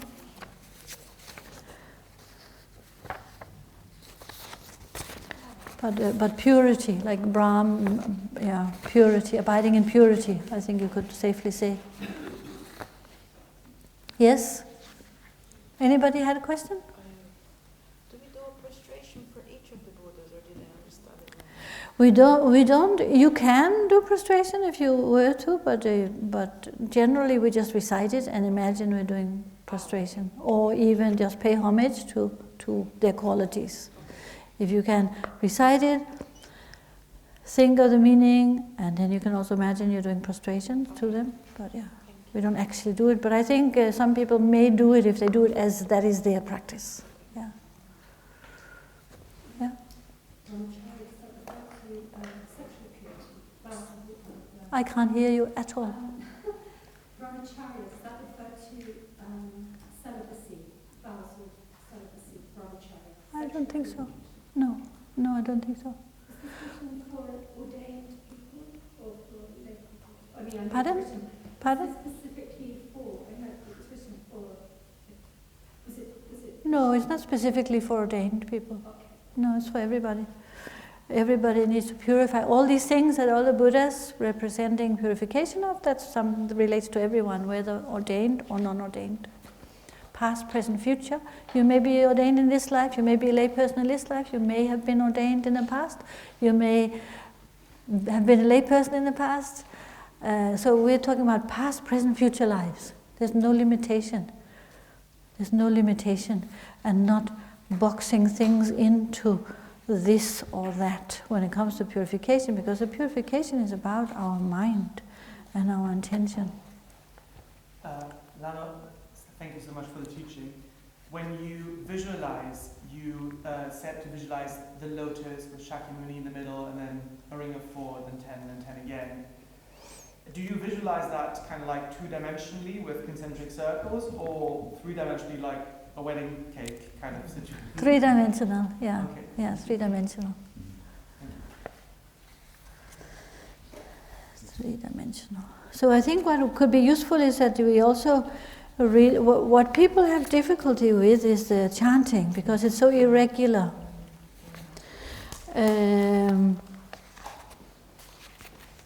I guess the way to become familiar with the chanting is that you listen to it again and again, and then that you have your own text. These are the ones we have up in the shrine room when we use it. So it actually, if any of you have the Kagyu Samye book, then it's in the Kagyu Samye book. It's on the website as well, I think. Also on the on our website, yeah. Oh, good. So you can, if you can find the prayers on our website. I think people had difficulty actually finding our prayers, but there, you on the website there is a place you go in on the weekly events. I think down at the bottom somewhere there's prayers, so you can download and print them as this version you have from the Kagyu book. So then, what you could do with that is just with a little pencil, like divide up with little pencil strokes what syllables go together. It's easier to chant when it's just very even, like slokas. They have this sort of 2, 2, 2, and maybe 3 at the end. 2, 2, 2, 3, 2, 2, 2, 3. But here it's irregular, a lot of it. That's what makes it difficult. So meaning that the syllables go together because of their meaning. Otherwise it becomes very strange. What we are reciting doesn't sound correct. So we can try and read through it slowly, but because these are shrine copies, you can't really make notes in these, but you can, we do it, as I said, we do it on the Dorje Sempa days. Okay, so please join, recite. If you recite with your voice and not just following with your eyes, you will learn, you actually learn better. It is, I think, a trick for learning how to chant is you need to get the sound out. Even if it's wrong, that's okay.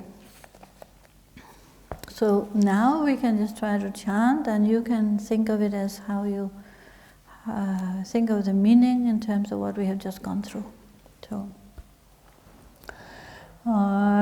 Sem chen tam che dak pa lama la chap so che wo sang je la chap so che wo che la chap so che wo ken dun la chap so che wo te shin shek pa tra chom pa yang dak pa sok pe sang je sha ja tu pa la chat sa lo do je ning per rap to jompa la chasalo rinchen tro la chasalo luange jalpo la chasalo pao de la chasalo palje la chasalo rinchen me la chasalo rinchen dawa la chasalo Tongwa Dunyo la chasalo, Rinchen dawa la chasalo, Tima mepa la chasalo, Palsin la chasalo, Samba la chasalo, Sambe chin la chasalo, Chula la chasalo, Chule la chasalo, Palsam la chasalo, Senden pala chasalo, Siji taye la chasalo, pala chasalo, Nyangen mepe pala chasalo, Semeji bula chasalo, Metok pala chasalo, Deshin shekpa sampe vase nampa rolpa ngampa chenpa la chasalo, Deshin shekpa peme vase nampa rolpa ngampa chenpa la chasalo, No pala chasalo, Denpe pala chasalo, Senpa shinto yongdra la chasalo, Wampa toge jasenji jalpo la chasalo, Shinto nampa nenpe pala chasalo, Yule shinto nampa jalwa la chasalo, Nenpe shekpa la chasalo, Kene nangwa kepe pala chasalo, Rinchen peme nampa nenpa la chasalo, 대신 색파 자총파 양다파 속패 상제 림포체 페말라 랍투 슈파 리왕게 젤포라 차살로 대달라 속파 조주 직템지 감탐제나 대신 색파 좌총파 양다파 속패 상제 첨된데 강진예 직숙대 소싱 셰패 상제 첨된데 대다 탐제 달라 공수소 다기 체와 대다 제와 도마당 타마 마치파네 korwana korwe chewa shendaktu dikpe leji padang jidu chalwadang jipala jesu yirangwa am chutenji koram gendunji koram choshi gendunji ko chokpadam chodu salwadam chokpala jesu yirangwa am sama jipa ngele jipa dang jidu salwadam ipala jesu yirangwa am migewa chu leje lam yang dakpa langwa la shukpa dang judu salwadang jupala jesu yirangwa am leje dipa kange dipne da semje nyalwa chiwa am dundu chene su chiwa am yedaji yuldu chiwa am yulta kutu jewa am lalo jewa am Latse ringpo namsu jewa am wangpo masangwa jurwa am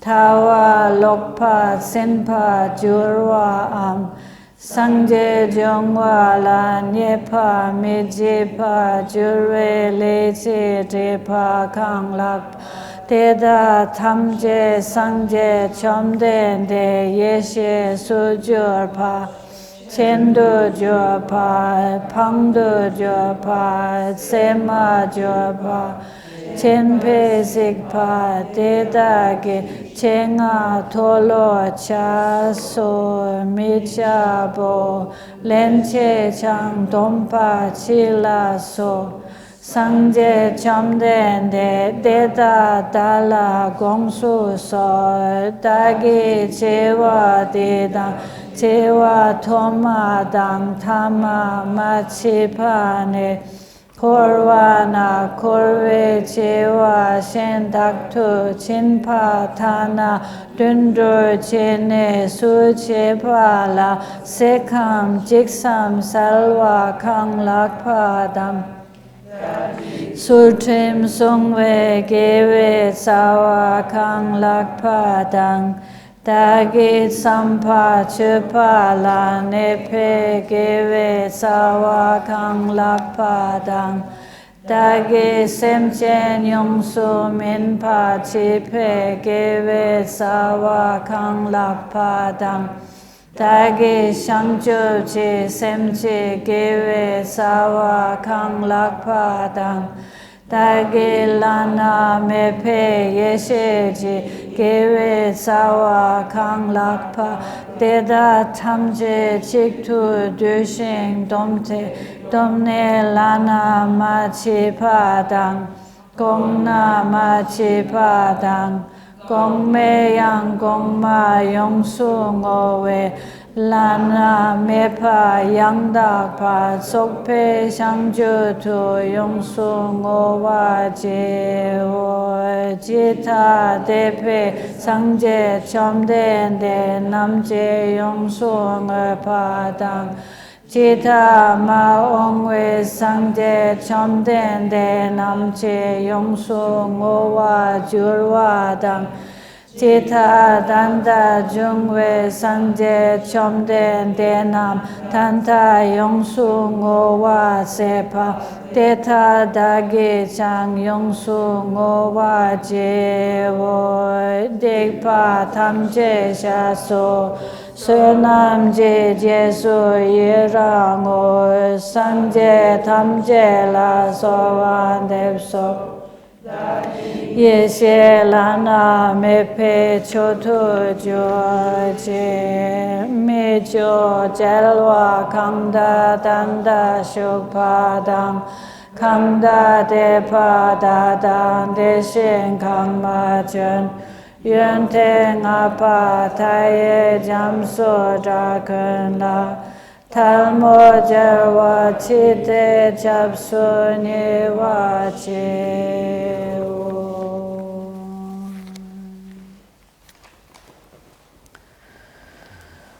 So we just sit maybe 5 minutes to meditate, try to set strong intentions for the new year, for this month of miracles, for the year of the horse. You can sit and set intentions for your actions and for applying these 4 powers of purification.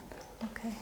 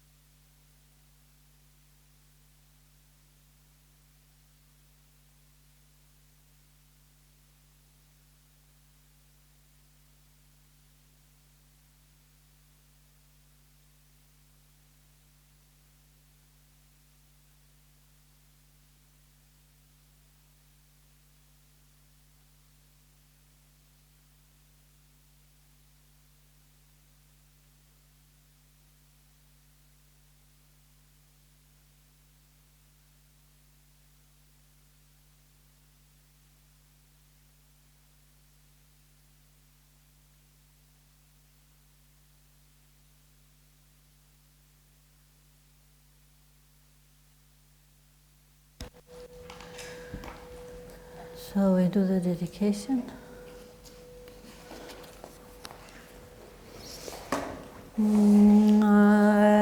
Sanam de tam che sipane tom ne nye pe danam pam che ne che ga na che balab tu pae si pe sole jova tulva sho sancho semcho rinpoche ma che panam je jo chik che pa nyam pa me padam kone kondo pelwa sho palden lame shapeden padam kanyam yon la de se